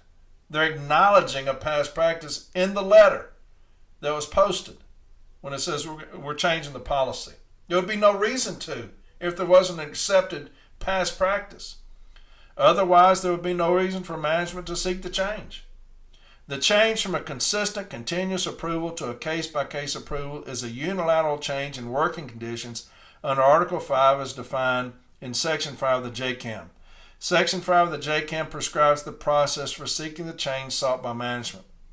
The JCAM is an agreement between the parties regarding the construction of various provisions in the agreement. Section 5 of the JCAM reads as follows: changing past practice that implements separate conditions of employment. And that's what I just read to you out of Article 5, okay? Management alleges carriers would not be working their posted schedule if they do not take a lunch break. On this point, the agreement is silent on the authority of supervisors to approve no-lunch requests on a continuous, consistent basis. A no-lunch approval necessarily constitutes supervisory approval to work the hours reflected by the request. Therefore, the approval of no-lunch requests on a continuous, consistent basis has become a binding past practice as defined under Section 5 of the JCAM. Section 5 sets forth the procedures whereby the service can change a binding past practice. Specifically, the service is required to give notice to the union of the proposed changes. Such notice must also provide the union an opportunity to bargain about the impact of the change on the bargaining unit.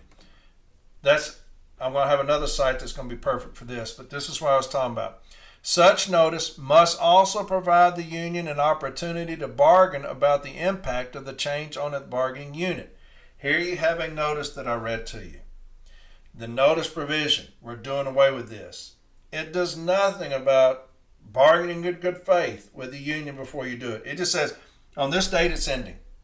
This policy, the history, the practice is ending on this date. You gave us no opportunity to bargain. That's where most arbitrators are going to rule in our favor. Was the notice the binding past practice? Is it legitimate? Don't know. Not even going to get into it, because when you said you're going to do away with something, you didn't allow the union an opportunity to bargain in good faith. And I got a great site for you where the arbitrator says, I don't even know if it's a good binding past practice or not. What you did was you failed to let the union bargain with you about the impact on the bargaining unit. And if that makes sense. And when I read this site, it will. Specifically, the service is required to give notice to the union of the proposed changes. Such notice must also provide the union an opportunity to bargain about the impact of the change on the bargaining unit. That bargaining would allow management to provide evidence and arguments about any harmful effects of the past practice. It would also permit the union to argue about the sufficiency of that evidence. If bargaining does not produce an agreement, Section 5 permits management to change the past practice and the union to grieve the change. And that's what I'm talking about. There's two sections, okay? You put up a notice and you say, hey, we got this policy. This is how we've been doing things in the past. We're going to do away with it. The union has an opportunity to bargain with us no later than such and such time, however the notice is going to read. Then if we bargain in good faith, you come to me and say, hey, it's no longer feasible. It's no longer efficient for us to do this. We're going to say, show us the data that you have gotten that shows that it's no longer efficient or whatever, well, we're going to agree to disagree. Look, we're going to do away with the practice. Y'all can grieve it. And that's how it should work. Here you just had a letter saying, hey, the policy, we're changing it. Fix your schedules to accommodate it, okay? The union's right to grieve the change under Section 5 includes the right to appeal to arbitration. It is admittedly easier for management to just change a practice than to go through the process set forth in Section 5, just like this letter. However, Section 5 appears to require such a process when a past practice exists. The scheme in Section 5 only requires that management make its case in the grievance procedure and arbitration after unilaterally changing a binding past practice. The service did not follow the process set forth in Section 5 of the JCAM for changing a past practice of consistent, continuous approval of no lunch requests. Therefore, the evidence convinces that the service violated Article 5 of the agreement by its failure to follow that process. It is evident that the grievance should be sustained. It is also apparent that a cease and desist order is an appropriate remedy in this case, which is good. We'll take it. So this arbitrator gets it. You're going to do away with the past practice. If it even is a past practice, you're going to do away with it. The union's going to say, hey, you're supposed to come to us and bargain in good faith. Before you do any unilateral change of anything, you're supposed to bargain with us in good faith. Why are you doing it? Show us the data that shows that it's no longer efficient or effective, whatever. And then we'll counter that, and we'll go back and forth as much as we can. If we can't resolve it, they'll do away with the practice and we'll grieve it. So it's two things. Where management will normally always lose past practice grievances, it's not a matter of if it's a past practice. It's that when you implemented this change, you didn't bargain with us. Okay? We're saying it's a past practice. You're saying it's not. You should have bargained with us over that in good faith and given us an opportunity to address it, and you didn't. Here's a good site, another great site for you. And it's from Roberta Bahakel. Okay? And it's C-30984. 30984. And this is a case I did in Gadsden, Alabama, way back in 2013. And it was over a radio. Okay? It was a radio on the floor. And this is on episode 46. You can pull this one off. If y'all don't have access to grievances, arbitrations on the NLC site, go get it off of Rate Arbitration. It's there for you. I'm going to start at page 5. What happened is that the Rural Carriers Union tried to come in with management against me. Okay? And she starts asking them about why they're here. And we're here because we should have a say-so. We don't want the radio on the floor. The Postal Service doesn't want it on the floor. We don't want it on the floor. It's a distraction. And so they come in against me, all right, the Rural Carriers Union. And so she looks at me, and I say, they have no business here, because this isn't about whether or not it's legitimate. It's about whether or not they bargain with us in good faith before they did away with it. We can get into the technicality of Article 5 later. We're saying that they failed to bargain with us before doing away with the radio. So the rural carriers have no say-so in here, because it's not about that. This is about the portion of, like I was talking about earlier, did you bargain with us in good faith before you did it? If you didn't bargain with us in good faith, all the other shit doesn't matter. Now, if you did and you did away with it and the rural carriers want to come in here now, okay, I get it. This is not that. This is that management failed to bargain with us in good faith before doing it. And this is what she said starting on page 5. The National Rural Letter Carriers Association requests here that it be allowed to intervene and that the NLC's grievance be referred to a tripartite panel where the rural carriers had the ability to participate in the selection of the arbitrator was denied at the hearing. So she took my position. It is frequently the case that other unions feel that their contractual rights are affected by a grievance filed by a different union, and they are entitled to intervene in those matters to preserve their position on the issue at hand. The evidence showed that the rural carriers' settlement agreement with management and Gadsden dealt solely with the volume of the radio. There is no doubt about that the rural carriers would have an interest in agreements regarding whether the workroom radio should be turned on or off. But whether the radio should be turned on or off is not the issue in this grievance. The only issue to be decided here is whether management followed the provisions of Article 5 of the JCAM, which provisions were agreed to between the Postal Service and the NALC when it terminated a past practice. And that was what I was saying. We're not here about the legitimacy of Article 5. We're here because you didn't bargain with me initially. And then if we couldn't come to some kind of resolution, we grieve it. You didn't bargain with me at all. You didn't do the first step. Because the issue to be decided here deals solely with whether management adhered to that negotiated contractual provision for discontinuing a past practice, like I said, bargaining with us, it is my determination that the rural letter carriers has no standing to intervene in the NALC's grievance process over this issue, nor to be entitled to participate in the selection of an arbitrator to render a decision under the provisions of the NALC's contract. In regard to the merits of the case, the NALC contends that management did not comply with the provisions of Article 5 when it terminated the long-standing past practice of having a radio playing on the workroom floor. The union argues that Article 5 requires that management bargain with the union over the impact to the bargaining unit before making unilateral change. Those are the two things. Bargain with us, then you make the change. I'll read it again. The union argues that Article 5 requires that management bargain with the union over the impact of the bargaining unit before making a unilateral change. That's this letter that I read to y'all earlier. Hey, we're changing the policy. Make changes to your schedule. That was the letter. That's where you're going to beat this grievance. In addition, it met with the union and had not had an open discussion about the radio. Management contends that it met all the requirements of Article 5. So management saying, hey, we did meet with them. We met with them and talked to them, and we addressed that too.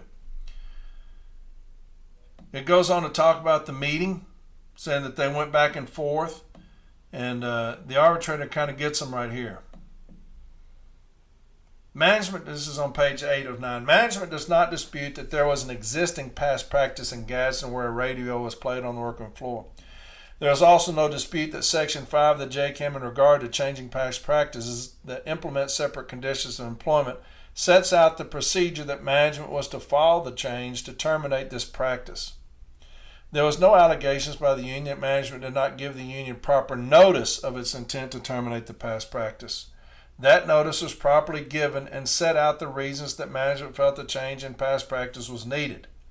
The dispute between the parties is whether management engaged in good faith bargaining as required by JCAM Section 5. And that's what we're dealing with here. At the hearing, Postmaster Bibbs testified that the purpose of the meeting with the union was so that she could get his input and make an informed decision. The provisions of Section 5 of the JCAM are clear that management will not unilaterally change or terminate a past practice without first giving the union notice and engaging in good faith bargaining over the impact to the bargaining unit. Now, you didn't even have that in that notice here, so that should be easy for us. Getting input from the union so she can make an informed decision is not the same as engaging in good faith bargaining as required by the JCAM. Bargaining involves a give and take between the parties. The testimony of the two union representatives that were present at the October 12, 2012 meeting, along with the testimony of Postmaster Bibbs, indicates that management was in fact making sure that she got input from each of the unions before making the decision. This is laudable, but it does not rise to the level of engaging in good faith bargaining as required by the parties' agreement as set out in the JCAM. Even if management discussed her reasons for wanting the change in the past practice, as she alleged, there was no give and take that would indicate that the parties had engaged in good faith bargaining. Based on the foregoing, it is my determination that management did not comply with the provisions of Section 5 of the JCAM when it attempted to terminate the past practice of having a radio playing on the workroom floor. Therefore, the grievance is due to be sustained. That's a perfect example of the two elements. You put up the notice, you allow us to bargain in good faith. That's the first element, okay, of Article 5. The second is we can't come to a resolution. The employer, the agency, the employer, the service, on Article 3 will make that change. They're going to say, this gives us the right, we're the manager. It gives us the right to make the change. Article 5 comes in and trumps Article 3 because we have clear language. Okay? We say, you put up the notice, you bargain in good faith, couldn't come to a resolution, so you did away with the past practice. We have the right to agree with the past practice. All right? There's the two elements. So there's your two very good sites for that. All right? For the no lunch. Whether you should take one or not, it's none of my business. Y'all do what you want to do. A lot of people say, why would you do a no lunch? I don't give a fuck. A lot of people say daycare. I get it. A lot of single mothers work at the Postal Service, and they're fighting their asses off to work, provide, take care of their babies. So if a single mother says she got a problem with it, baby, we riding at dawn. Okay? We're riding at dawn. You're not going to fuck with my single mothers out there doing the best they fucking can to provide and work and all this shit. And if they want to take a no lunch because they got to go get their babies, damn it, we're going to get it. Okay? And we're going to fight. First, I'll give them a better wage so that they don't have to fucking kill themselves trying to, take care of their babies. Fuck. But anyway, there's that. I've got one more site. Somebody reached out about this. And while I was looking up all these other sites, came up with this one. And it's 35391. 35391. I've had about 3 people in the last week or so reach out about this situation here. 35391. The award some of the grievances sustained management is a cease and desist violating Article 5 by making unilateral changes to the NLC office space at the West Side Station. Past practice establishes that the union has been provided with office space at the West Side Station. While the practice of providing office space must continue, it does not necessarily have to be located in room 614 if alternative space is provided. However, it must be equivalent to the union space previously utilized in room 614. The parties are to engage in good faith bargaining to implement this award. The bargaining will conclude no later than 60 days from the date of this decision. So here you had management was providing an office space. They come in one day and said, hey, you no longer have this space, you need to get out. Well, I don't have another space. Not our concern. The carrier comes in the next day, steward comes in, all this shit is packed up in boxes, sit out in the hall. I have no office any longer. This is the case for you, okay? It talks about exactly what you're talking about. You've provided an office space, that becomes a valid, binding past practice. You must negotiate, bargain in good faith with me before you do that. You did, you told me to get out. Then you pack my shit up, put it out in the hallway. Now I have nowhere to go. C35391. Get that one. Get the contractual language out of there. Get management's argument, your argument, our argument out of there. Grieve that. Anytime they're fucking, and this is happening a lot, they're coming in saying, we don't know how a space for you. Yeah, you do, because I'm sitting in it right now. Well, we got to do something else with it. Then you need to provide me with something else. I'm not obligated to do so. Under Article 5, you're obligated to do so. Okay? If they're coming in, kicking us out of our office, grieve it under Article 5. Grieve it under Article 5. Very good statement if you've had past presidents, however many stewards have been doing it. We've used this room for 6 years. Past presidents have used this room for 6 years. 10 shop stewards have used this room for the last 5 years, whatever. Get that, okay? Get you some good statements about the longevity of it, and that other postmasters have let us use this room. There's the acceptability and the time, okay? So there you have it. There's an episode, an hour and 45. But a lot of people want me to talk about my opinion on what's happening there. Does need to be some changes. Congress does need to help us out. We'll have a day of action coming up here. We'll reach out to them. But to me, the union does not need to carry the Postal Service's water. Period. Our job is to protect light blue. People say, well, the financial situation, you've not done the first damn thing to correct yourselves. Don't come to me. Don't come to me so you can't provide my carriers with a living wage when you've not done anything to correct yourselves. I don't want to hear it. I don't want to hear it. That's what I would say in national arbitration. They've not done anything to correct themselves. Now they're going to Congress begging and pleading and shit. They've not done anything. Look at the losses. Look at how fat they are. That'd just be a portion of it.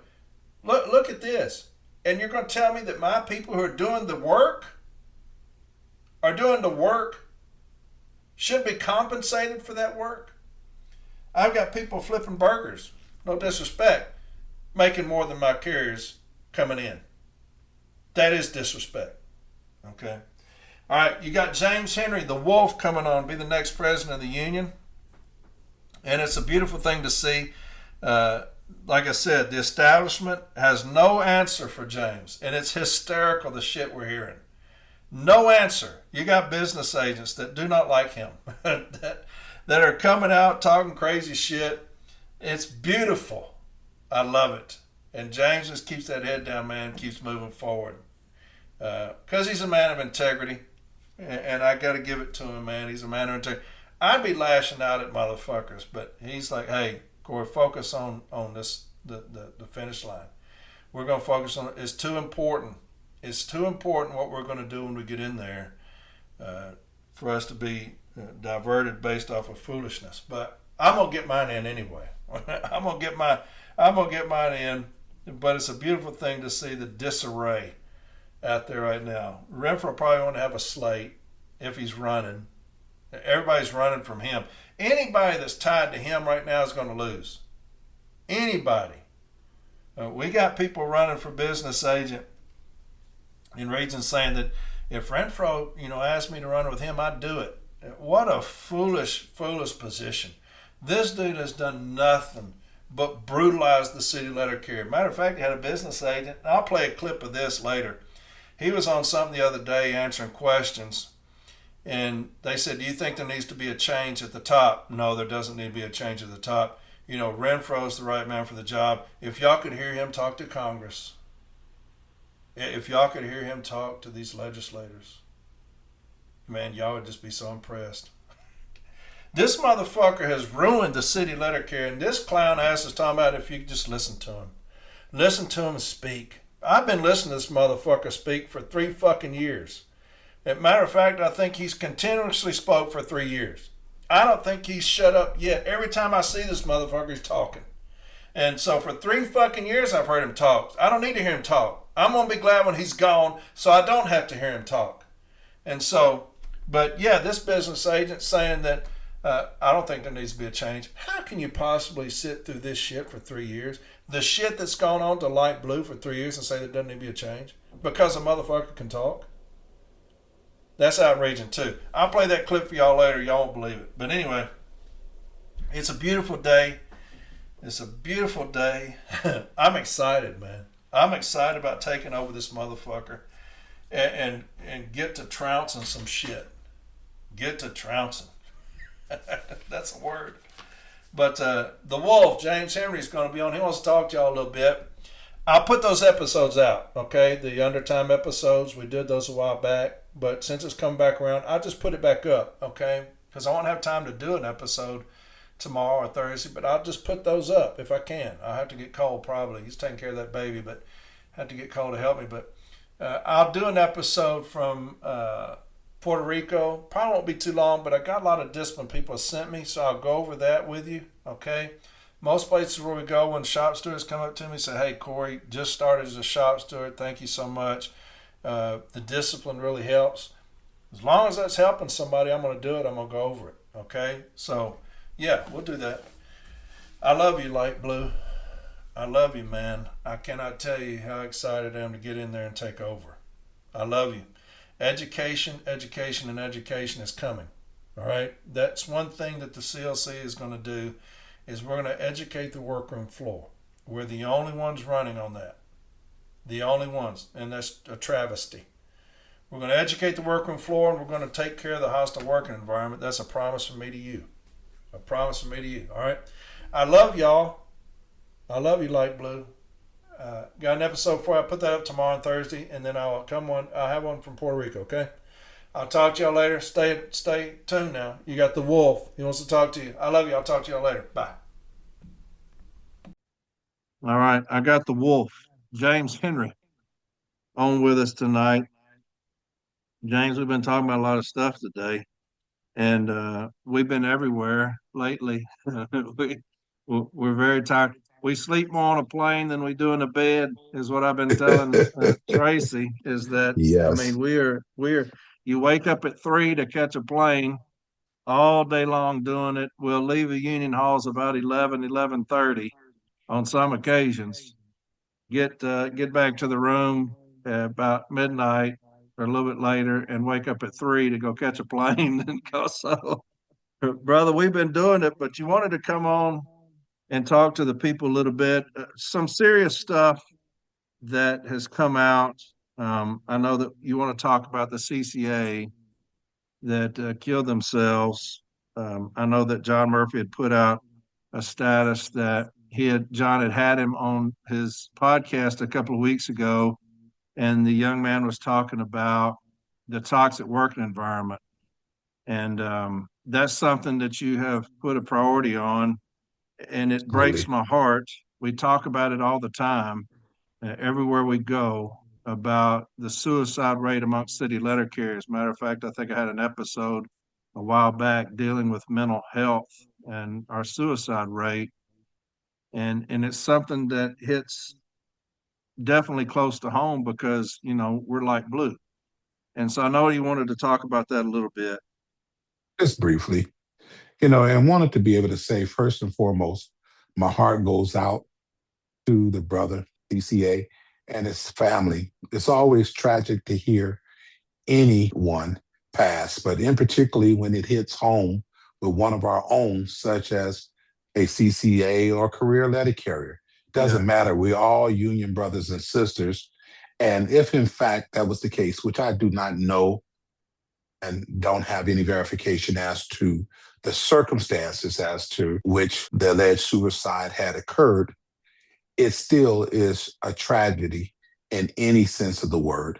And I yeah, wanted to be able to reach out and say to our craft that if you are experiencing any depression, know that there is some type of help and that there are individuals that care.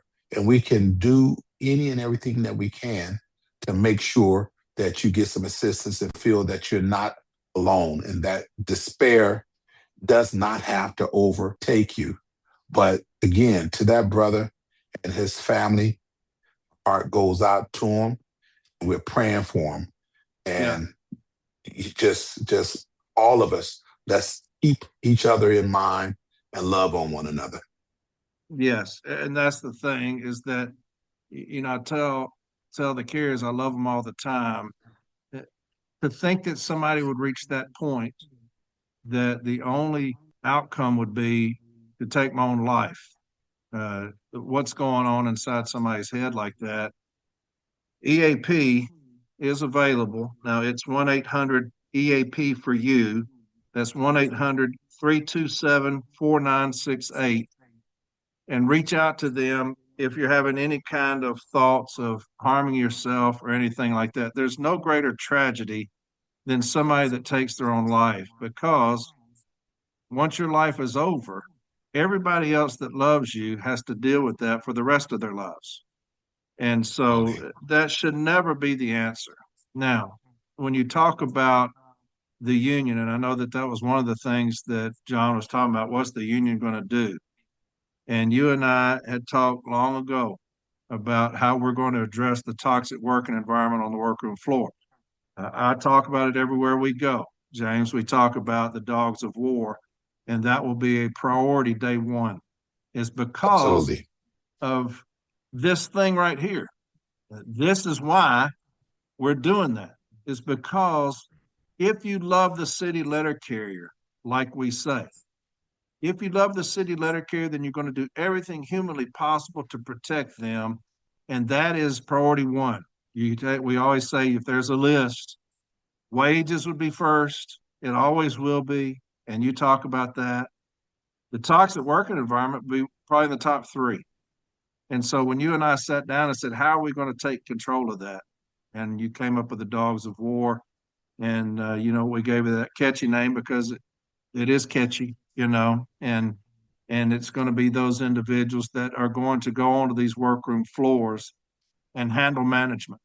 And that's what they're going to be educated and trained to do, because it is a priority one. It's always been a priority to me, dealing with the JSOV cases. We understand that. We've talked about how we're going to deal with that.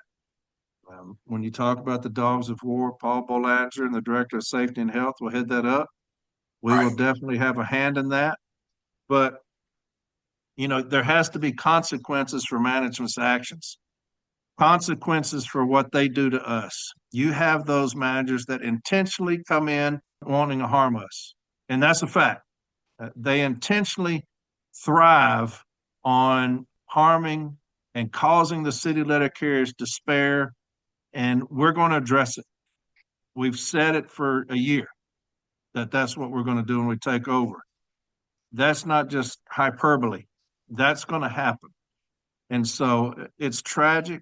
If you're a union and you're saying injury to one is an injury to all of us should be up in arms about a brother or sister taking their own lives, and right before that, talking about the toxic working environment. Carriers are killing themselves at a record pace right now. And what is it attributed to?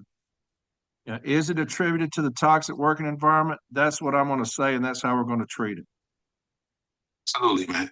And the reality of it is that you have individuals out there saying that we don't have a plan, meaning the CLC, in regards to an array of things. But there's no one else that I know of that have put forth any comprehensive plan or even an idea of a plan as to addressing the needs and the desires of the letter carrier. The carrier's needs are to be able to put a roof over their head, food on the table, and clothes on their back. That's a need. Yeah. That comes by way of having a living wage, by making sure that the Postal Service lives up to its obligation to make sure that we have comparable rates to those that are comparable in our industry, that is. And the reality of it is that I often say as I go around that letter carriers should be the industry leader when it comes to wages, benefits, and working conditions. Yeah. We plan on holding management accountable for living up to their responsibility. And that is to pay letter carriers what they are deserving of, what we are deserving of. Now, they say, well, you're making promises that you can't keep.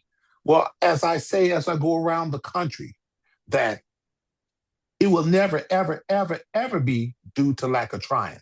And if management does not come forth with what we are demanding, not what we're requesting, what we're demanding on behalf of those that we represent, our brothers and sisters, the letter carrier craft, then we will say, Madam Arbitrator, Mr. Arbitrator, here are the following reasons and the evidence why we think that letter carrier wages should be equivalent to a living wage.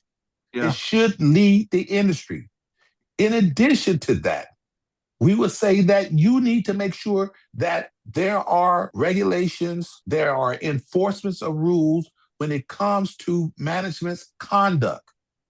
When it comes to their conduct, you have the ELM Section 6 that has the code of conduct that tells all employees, including management, how they should conduct themselves on the workroom floor, how they should comport themselves to the Postal Service rules and regulations governing conduct. And when those things are not adhered to, we should not be a paper tiger or a tiger with no teeth and claws, just roaring, but not really have any mechanism of enforcement. We should take more advantage of the grievance arbitration procedure process, meaning up to and including arbitration, even at the national level. And I don't think that we really utilize it all too often, or as much as we should, to the degree that is at our disposal. A lot of times, I know that Article 15, Section 3A says that you're supposed to resolve a grievance at the lowest step possible. But understanding how that works is that informal A grievances, it says that those grievances are not precedent setting for any purpose. That's what Article 15 says. They're not precedent setting for any purposes. And when it comes to formal A, that those grievances, settlements are not precedent setting unless the parties so state or develop a resolution that will resolve those type of issues going forward, an instructional type resolution. Well, and you have management actively trying to rewrite by their behavior and express that they want to rewrite the grievance arbitration procedure because you get to step B, that those settlements are precedent setting for the installation in which they arose. Well, they don't want to adhere to that. It's too much like right to manage. Well, it's in your name, manager. You're supposed to manage, and the fact of the matter is that by us as an organization, the NLC, not holding management to the standards in which they should be held, does nothing but adversely affect our craft. And one of those is making sure that letter carriers are able to come to work with a hostile-free and into a harmonious work environment per Article 14. The reality of it, that's not too much to ask. To come to work and spend time doing your job, then trying to keep your job. That's what we should be doing. And no one should be able to treat you like you less than. And people have all kinds of stuff going on at home. And they shouldn't have to come to work and have to deal with anything other than doing their job. And that's just not the case. And so when we talk about the dogs of war, not only is it catchy, it's synonymous. It's like, we're going to be dogging about it. Yeah. We're going to guard the yard is what we want to do. And that's to make sure that our letter carriers are taken care of and that they're protected. And the reality of it is that there are ways of making sure that management is held accountable in real time.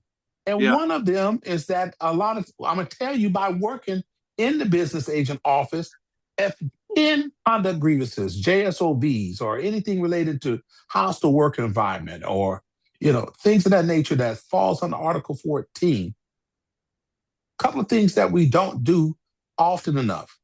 We don't file those grievances directly at formal A, which would cut out the first step. That expedites the time. Secondly, that if it gets to the business agent office, that branch or the president requesting that it receive priority scheduling to get moved up in the arbitration schedule, instead of sitting on the docket for the next year or two or even 3, based on the date of appeal, that it get priority scheduling. And that those issues that are plaguing letter carriers out there that are having to endure a hostile work environment, less than favorable work environment, having to go out on the streets and having to contend with criminal elements on a sustained basis, those things should be expedited and put before an arbitrator sooner than later to make sure that these carriers don't feel like, what's the point of filing a grievance? What is the point of my union if they can't not do anything? What we don't want to be is seen impotent in our efforts. And that becomes a aggravating factor, so to speak, for letter carriers that, yes, I file a grievance, but what's the point? I don't see or hear anything going on for a long time. Well, this comes back to what you're talking about, educating the workforce.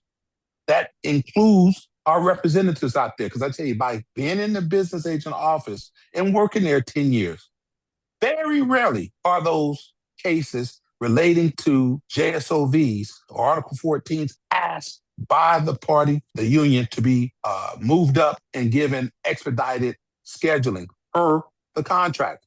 That can happen. And more often than not, they're not filed at formal A, which would expedite the process, or at least cut out the first step as well. And if that occurs on a regular basis, we cannot control every single thing and every single circumstances that happens in people's personal lives. But what we can do is have a greater influence on our work environment meaning us representatives. And this is where our dogs of war come into play. Not only are we going to first and foremost do everything that we can to make sure that letter carriers have a living wage, we're going to do every single thing that we can do to make sure that they have a work environment that they feel comfortable coming into every single day. And that is a plan with regards to having teams of individuals that are willing to go out and will be sent out and dispatched to those areas where it has been demonstrated that management doesn't want to even remotely comport themselves to the Postal Service rules and regulations regarding conduct. Yeah. Well, the plan with the dogs of war is that you have to, like you say, you cast that wide net, is that when we reach out to a district manager about an individual supervisor or a station manager or postmaster, it's too late. It's too late. I mean, we're going in on that manager, supervisor, postmaster. We just want to know what the district manager has done about this individual, trying to curb that conduct. But once we contact the district manager, it's too late. Once those teams walk in on that floor, it's too late. And it will take a little bit of time because, like you say, those things have to go through arbitration. But once those district managers start getting subpoenaed to arbitration and you become that inconvenience, like we said, Yes. and those teams that we send in become the consequence of what management's done, that is a real plan. Anybody saying we don't have a plan, that's lazy. Most of the time it's the establishment. I know you had that business agent the other day, that clown that was talking about, we have no plan. We're the only one with a plan on how to take control of the toxic working environment. Nobody else is talking about a plan like that. We're the only one that's talking about a plan with educating the workroom floor. Matter of fact, you've already talked about Paul Bolanger being the director of education. We don't have one right now. We're the only ones talking about a plan on educating the workroom floor. And you've already said that arbitration, you got 150 days and we'll see you. Right. Those things are real.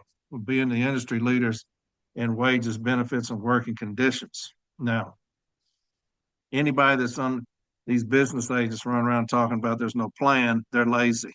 Like I said, that's something lazy. And we're it's the nothing only but ones with a plan. yeah, and it's nothing but rhetoric because a lot of times what happens is people try and diminish your light. Well, if you trying to dim my light, doesn't make yours shine any brighter.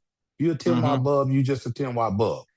The fact of the matter is that we are the ones that are trying our darndest to make a difference. That is what the first step to failure is failure to try. And that is what's been lacking a lot, is really trying to obtain your objective. When you put in, just to give an analogy for the letter carriers out there that's listening, when your route is overburdened, correlate that to we're overburdened with grievances now. We're overtaken by management's behavior. You don't put in a 3996 requesting what you think they're going to approve. You put in a 3996 for what it takes for you to get your route cleaned up. Well, we don't approach our problems by thinking what management is going to agree with us with. We go in saying, this is what we need. This is what we are demanding. And that's what should be you should never enter anything with a defeatist attitude. And that is what you and I bring to the table, is that we will never, ever have a defeatist attitude. And then there may be some that say, well, don't make promises that you can't keep. Well, we're not telling people ever that every single thing that we'll be able to get you 100% of the time and 100% of the time is going to happen in the first shot. Who would do that? Because we pride ourselves on integrity. We pride ourselves on being honest with our folks. And that means that when we say that what we will do, we'll promise you that we will fight for you. That's what we will do. And man, I can tell you, when it comes down to it, that our people have a sense of despair that their representatives aren't listening to them. They have a sense of despair that there's no foreseeable increase or meaningful increase in my wages, do I have to reconsider getting myself another career? They feel in despair that if I was to stand up and file a grievance against management and their treatment, is that going to paint a target on my back? Because even if the union files a grievance, how long is it going to take to get this manager? In the meantime, I'm in a position where I'm having to endure this kind of conduct every single day. This is why the dogs will come into place in real time, being able to dispatch people to the floor. Now, that means every single floor, with our experience and with the people that we're going to train, we're going to be able to assess those situations and those circumstances and make the correct moves, brother. And I tell you, I am excited about rolling with you and everyone else that I have on the CLC slate. That is because we are eager to do what is in the best interest of letter carriers, period. Yeah. And so, man, as far as I'm concerned, bump what anybody has to say about whether we have a plan, don't have a plan, whether or not, you're going to be able to live up to what you're speaking on. That's not our concern. Our concern is doing the job, doing the absolute best we can. And hopefully that will be enough. Yeah. Well, it's a different day for the NLC. We've talked about we're changing the culture on the workroom floor. We're also changing the culture in the NLC because a lot of times when I talk about, you're a street fighter. If you're in a street fight, you surround yourself with those that are street fighters. You don't surround yourself with those that talk a lot. Because when it comes time to fighting, I don't need talkers. The time for talking is over. And so the era that's coming with the CLC is street fighters. We're going to be fighting. We're not going to be talking. And we've tried that with Renfro. All this motherfucker does is talk. And so it's gotten us nowhere. Matter of fact, we've gone backwards. And so that's the reason I agreed to come on with the CLC, is because I want to be with street fighters, because what the city letter carrier needs right now at every level, dealing with every aspect of what we do, is street fighters. And that's what you surrounded yourself with. If you look down the slate, it's those that enjoy street fighting. And so when we talked about Dogs of War, that's one of those things that came out of what can we do to street fight the toxic work environment? What can we do? What can we implement? We'll implement these teams. And we're going to drag district managers into it. That's what you have to do, because like I always say, informal step A resolutions, management doesn't have to abide by that. They know that that's just going to file another grievance. They don't care. We've lost $1 billion. What's that? Formal A settlements. They don't have to abide by that. That's another thing in non-compliance. DRT decisions. They set precedent. How many of those have you? I read a case of yours one time, over 200 B team violations. Right. Arbitration settlements. Management have to abide by. There's nothing saying they have to abide by an arbitration decision. We've got plenty of decisions from arbitrators where we have cited the same arbitrator over the. Look at Lake Charles. I've had arbitrator Roberts. I was citing him 3 or 4 times down there. They don't have to abide by that.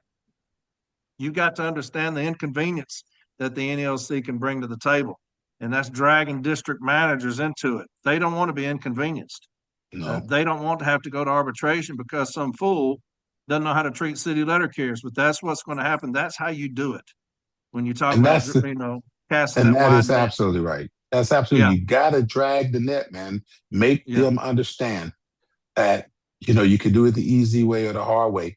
And the reality of it is that people either do or don't do things for one or two reasons, either because they don't know or they don't care. And once you make sure that they are aware and they know what is happening and they continue to do it, then it's because they don't care. And like you said, and the strongest instinct to man is self-preservation. You make them, as you said, be inconvenienced to those higher ups.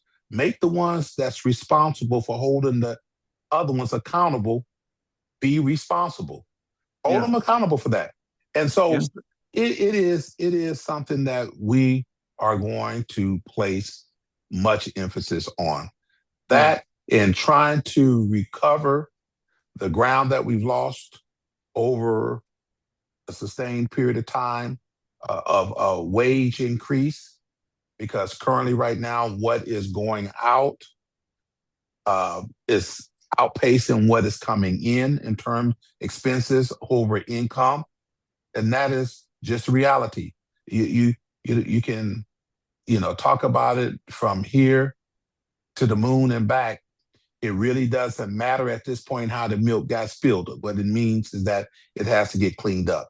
And that is where we are at right now. And so just like this situation, when it comes to the seemingly little semi-panic over this weekend when the news had dropped that the Postal Service was cut back on the FERS. And I Yeah. know that you talked about this earlier, but we believe the CLC encourages all letter carriers and other postal employees to contact their congressional representatives and ask that the USPS debt limit be raised. That is Yeah. something that is important so they can have a greater borrowing in power, because this is a service, but understanding that raising the debt limit isn't a fix. Management needs to plan to ensure the long-term viability of the Postal Service. And the Postal Service is top heavy. As you already know, Corey, it's top heavy, and it Yes. needs to reduce the amount of supervisors, the managers. In my opinion, that is something that is crucial. It must increase the service by establishing a well-paid professional career workforce that we are, and will provide the quality of service the American public deserves. And the Postal Service, I think, understands that, but it is by no coincidence, in my view, that these type of things, first you have the Postal Service to the public that includes arbitrators that will hear all of this, that we are essentially going to go broke by the beginning of the year. And then you have this one here, well, we want to cut funding the FERS. And those things send people into panic.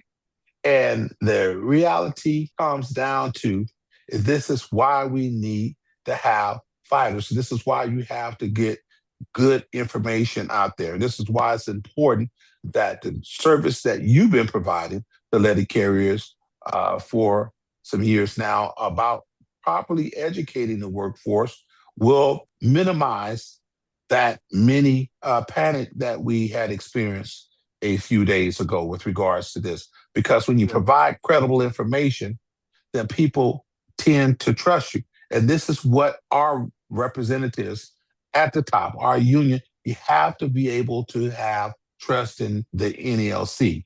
Credibility is your currency. And this time, that's what's going on, that you have this happening with the FERS. You have the Postal Service saying that we're about to go bankrupt.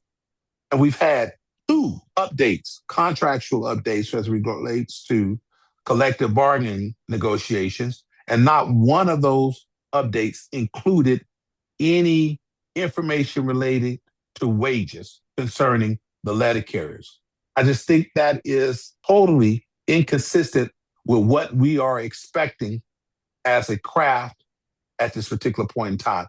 It is something that should stand in my mind, if anything, that we should be panicking over. Why aren't we speaking about wages by the second update? Why aren't we saying, hey, this is what we're asking for at the very minimum. This is what we believe that you should be receiving. This is perhaps what we've discussed at this particular point in time, and at least let us know that wages are on the main table. If you're talking about all this peripheral stuff here, and at least as of right now, I've had individuals ask me in recent times, are you, as the vice president, are you part of the collective bargaining discussions? I said, not as it relates to the discussions in and of itself. I mean, we have Postal Service that's come down to the Postal Service, the NELC headquarters on a few occasions, and there's been some proposals passed back and forth as it relates to some work rules, but as it relates to the economic, I don't know of anyone else that's involved other, as far as the resident officers are concerned, other than the national president. And I have not heard of any specific updates or where we at on that and what we are discussing. But I just think that it is not only an opportunity missed, but just not forward thinking to not have updated the letter carrier craft on the things that matter the absolute most to them. All the other things will fall in place. I would think that we would spend the majority of our time at this point speaking about a living wage, speaking about the benefits that are deserving of letter carriers. And to not have gotten an update after the second update relating to the wages is something that just astounds me. Let me put it to you that way. Yeah. Well, I said earlier, the first update would be, we want to be the industry leaders in wages. We want an all-career workforce. We want to decrease the time from the bottom step to the top step.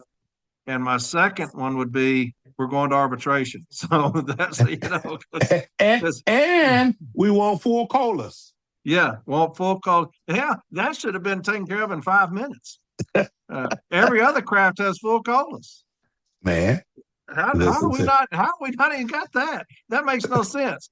That should be something that within 5 minutes of meeting with them saying, hey, we want what the other crafts have as far as a full cola. Yeah. No, we can't do that. They're going to arbitration. It makes no sense. Everybody else has a full cola except us. I mean, yeah, we're the redheaded stepchild in this thing here. What has happened? Why are we even overlooked? How is that not even a thing? And so I don't know. My updates would be quick. We're wanting these. We're talking about these things. And the second one, hey, we're going to arbitration because these things are priority. It's a priority to the city letter carrier. Look at table 2. Completely pissed off this last contract. Well, the TA, which was rammed down our throats, but you always talk about it, and I talk about it, an injury one is an injury all. Does that mean something to this president? An injury to one is an injury to all. Does that mean anything? I mean, that's the great union slogan, is an injury to one is an injury to all. We're all in this together. We're all in the same one's harmed, boat. We're harmed because that's the union way. Well, how is table 2 continually getting fucked over? It makes no sense. It doesn't, brother. And their approach to it should make sure that everyone in our craft is equitably treated. Yeah. And that just does not, at least that's not in existence at this particular point in time. Like I said, everyone from our one-day CCAs to our career employees should have a living wage. And, and if obviously that old saying about a rising tide lifts all boats, if we raise the wages for the incoming ones coming here, because that's going to increase retention when you have individuals coming in and saying, not saying, I should say, I can go work someplace else and do half the work with half the grief and make, 25% or more money than I'm making here. Why do I need to put up with being treated ill here? Why should I have to come out here and walk in and deliver in these elements, and I can go work inside of an air-conditioned place and make just as much? Those are conversations that we should not be having. And, we understanding, meaning you and I and everyone that would be tasked with making a difference, that and increasing those wages to the extent that we can, that it takes a while. At this point, we trying to lasso a house as it's falling off the cliff. It's very difficult, but you remove a mountain one stone at a time. And that's what we're going to have to do, is just one stone at a time, try and get things fixed and prioritize what is important to the letter carriers. And that's one, making sure that they have a living wage, and two, making sure that they have a good working environment. And, brother, it is important that we understand that. And if it has not been, I guess, articulated here recently about how hungry the workroom floor, how hungry the letter carriers are for what seems to be basic needs, such as a living wage and a working environment. It is demonstrated by the reception that you and I receive and others that go with us out in the field. I mean, just last week, I want to give a shout out to Branch 233 out of Columbia, South Carolina. I want to give a shout out to Branch 78, Columbus, Ohio. I want to give a shout out to Branch 111 in Salt Lake City, Utah.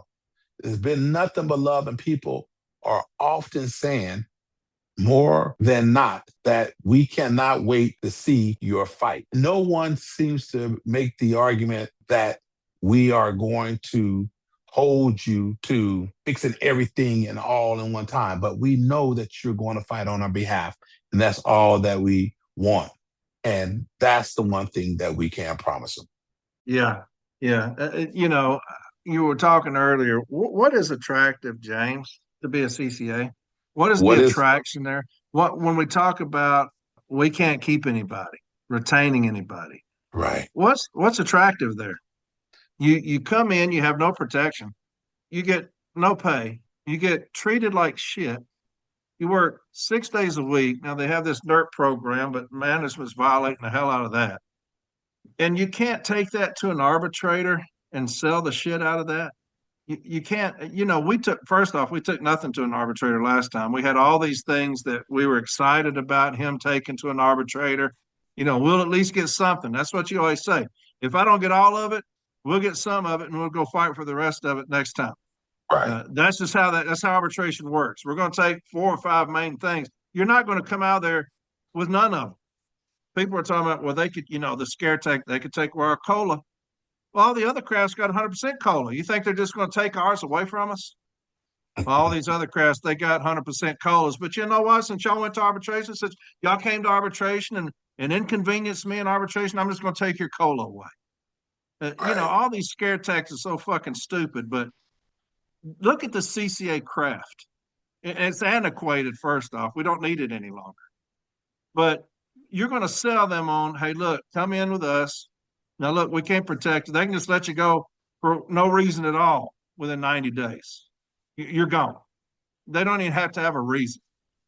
We're not going to pay you much of anything. Matter of fact, you can probably walk across the street to McDonald's and make more than you are here. Management's going to treat you like shit.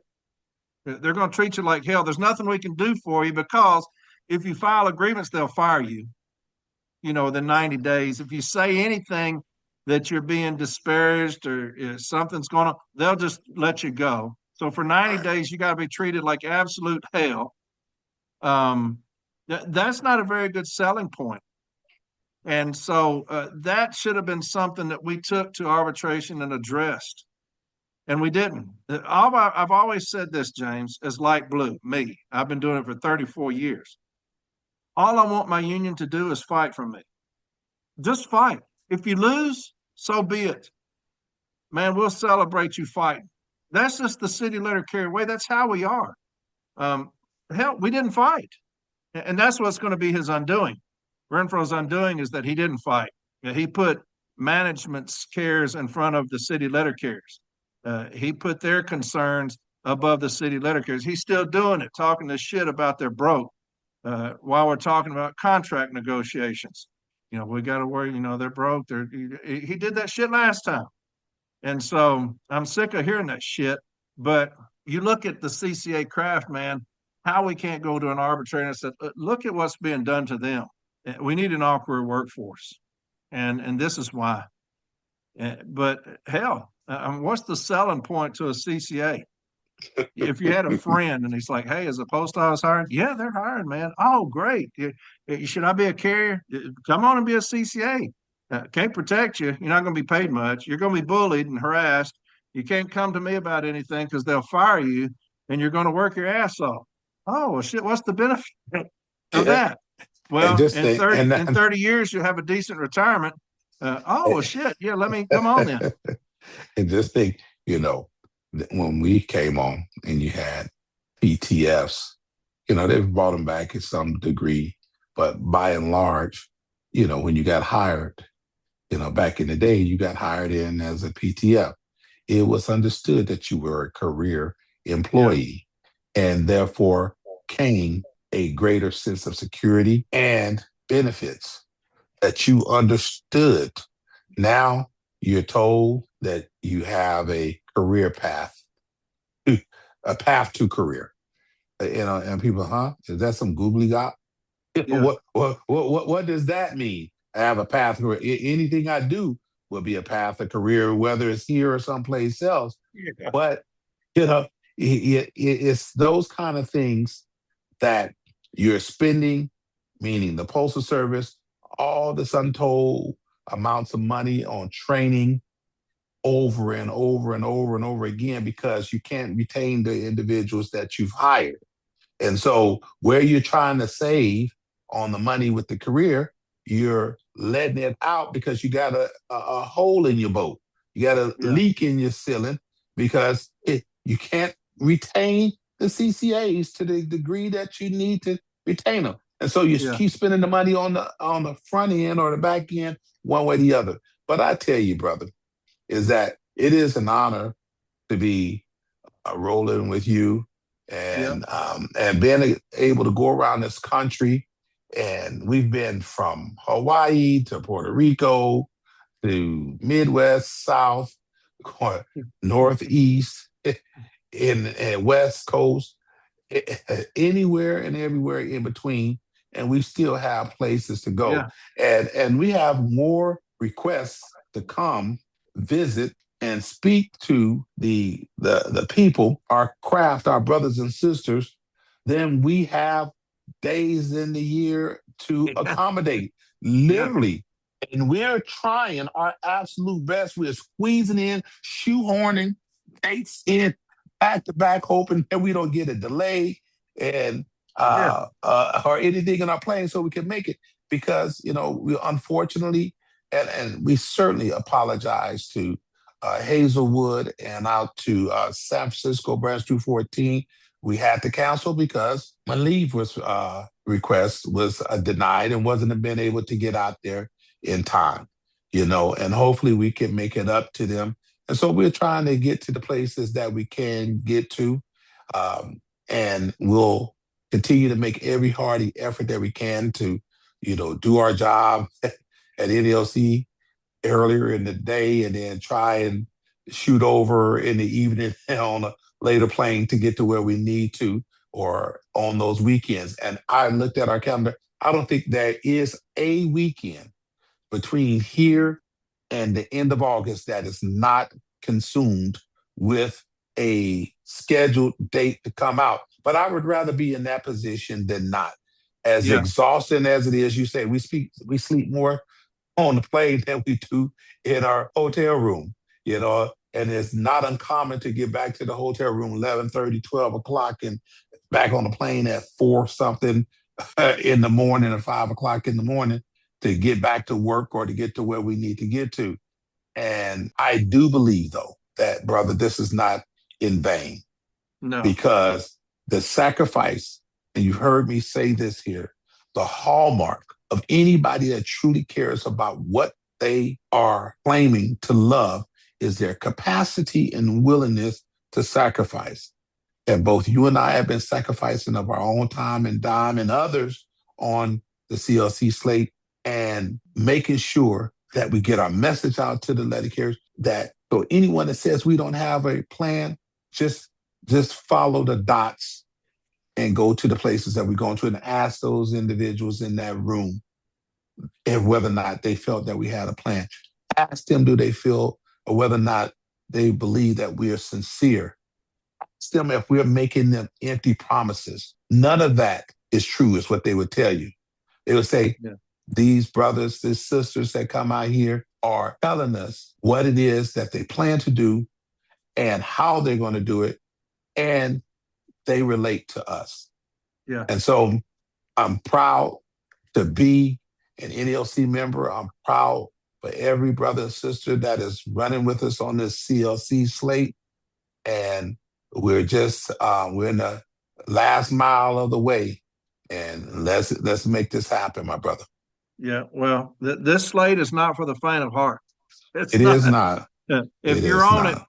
they understand that we're going to boogie early, and it is not for the faint of heart, and it is very demanding. What your plan is very demanding, and so those individuals that are on the slate understand that it is not one to sit idly by and watch others. I mean, these individuals on this slate understand that shit's going to get real, and it's going to get real early. And And so, but I'm about it. I love it. I love fighting. I love the fight of it. I want to get in there on the workroom floor and scrap. And so it's a beautiful thing that's coming to the NALC and to the city letter carriers. I cannot wait. We talk about it all the time. When you talk about taking our own leave, it was funny because JB, I was gone last week and something happened on my workroom floor. So I called him. I said, "Hey, man, have Dana assign you to my station and get out there and get this grievance stuff for me because I'm out of town." And I said, "I need you to file this grievance for me." He called me today and he said, "Hey, man, I pulled y'all's tax." He says, "Your leave's kind of slim, ain't it?" And I said, "It's what is it, April?" He said, "You're already in the teens, baby." And I said, "Shit," because we've been gone more than I've been home. And man, I know. I'm in May. I'll be in leave without pay status until until the end of the year. It, And it, so, it, it yeah, looked I'm like gonna I'll be be. spending Christmas. Look like I'll be spending Christmas at NLC headquarters. Well, Anyone out there, can you bring me a Thanksgiving dinner? I'll be at NLC the headquarters. good the good thing about that, James, is you spending Christmas at NELC headquarters is you'll be spending Christmas at NELC headquarters as the president of the NELC this Christmas, and that's Well, a fact. I And that's a appreciate it, fact. man. God's willing, man. God's willing. And I do It's want to happening. say, I want to take a moment, man, on behalf of the entire CLC and just to let the care craft it all as a whole. But, there's been individuals as we travel the country, as you know, Yeah, that express themselves and their gratitude for our efforts and coming to see them in all sorts of ways. Sometimes it's buying us a meal. Sometimes it's saying, hey, you can come, lay your head at our house. Or I had somebody send me a $50 Southwest gift card. Say, hey, this is just something to love. I know you're traveling. Put this towards your travel. So I want to say a thank you to my dear friend out there, Natasha, for that. We want to say thank you for those over there in Salt Lake City that showed us nothing but love and hospitality. Phil and Kim and the rest of them over there. Just being received real well and making sure that we have something to eat, almost everywhere that we go to. And I said, like I told you, this past week when we were out at branch 233 and when we were at branch 78, just nothing but mad love. And I'm grateful for it. And I would not trade this journey for anything right now, regardless of what has been happening. And as you know, we've been called everything except a child of God. And it does not matter because guess what? You're defined by not what you call, but what you answer to. And yeah, that's what it comes down to, brother. yeah, So, yeah. Well, I love the meetings, man. I love yeah. going. You have your competitors coming in and stuff with their buttons on. I love that shit, man. I'm not a politician, but I love that shit. I welcome anybody, friend or foe, to come to any meeting. Ask us whatever you want to ask us, man. I thrive in that shit. I love it. And There so, has like I not been, said, go ahead. no, I just say, like you say, you can call me whatever you want to. Until you start paying my bills, I don't give a shit what you call me. You start paying my bills, you call me whatever you want to. But but I mean, you yeah, take, for example, like last week, man, we didn't get into bed. We didn't get back to the hotel till 11:30, 12 o'clock. We had to be up and out the door at 4 o'clock. And my man Phil came and picked us up and had to work till 8 o'clock at night. We said, in his uniform. Yes, in his uniform. We'll catch the Uber to the airport. No, was there at 4 o'clock in the morning to pick us up. And that kind of thing. And I said, going back to what my man Michael Bowders, who we had never, ever, ever met or talked to before, said, come in, and did his research and knowing what we like to drink, what we like to watch. He said, I know you like Dr. Pepper. I got a refrigerator full of Dr. Pepper. Corey, I know you love Braveheart. I got it queued up on the TV for you. Yeah. Got y'all some snacks over here. I know you like this. Got you some snacks. It's like, my man. And going out to we're going out to Long Island, and you have my man out there, Charlie Caputo, who said, hey, I'll go ahead and you guys can come. I talked to my wife. If you want to, you can stay at our house when you come. We have, said going back to just even recently, we was over in Indiana, my man McLaughlin, how he bought us something to eat. And and there's just so many untold stories, Wayne Green, how same thing, he offered me to stay at his house there in Winston-Salem, man, and Caroline Jones. It's just, it's too many to really call out, but it has been over and over and over again. Everybody's trying to show us that we'll do our part to help you be successful because we see you as part of us. Yeah. We see you part of us. So taking care of you is taking care of us because we know you want to take care of us. And that is for real. And that is one thing, and I'll leave you on this here. I tell everybody out there, you cannot fake authenticity. This is why we go around, because people can sniff out whether you're full of it or not. Yeah. They know. I said, we're serious candidates. We don't have no gimmicks that we put on, online or going anywhere. We just speak from the heart, and we let people know where we stand, and I understand that I heard this saying before that I may not be everybody's cup of tea, but I'm somebody's glass of champagne. And that's where we at, brother. Well, we definitely ain't no circus sideshow, baby. We're straight union thugs. And that's what I love about us. I don't want no vote because I don't want no vote because I'm a circus sideshow. I want it because y'all know that we're the real deal. We're gonna get in there. We're gonna start thumping somebody. Yeah. And so, well, brother, go to bed because I'll see you tomorrow. We'll be in Fort Lauderdale. Yes, I gotta be at work early in the morning, early. Mm-hmm. Brother, be blessed, and everybody out there under the sound of my voice, God bless you. And we'll see you out on the trail. And we're going to do everything that we can for you. That's what you can definitely count on. All right. Be blessed. All right, my brother. Love you, man. See you, bud. Love you. Bye.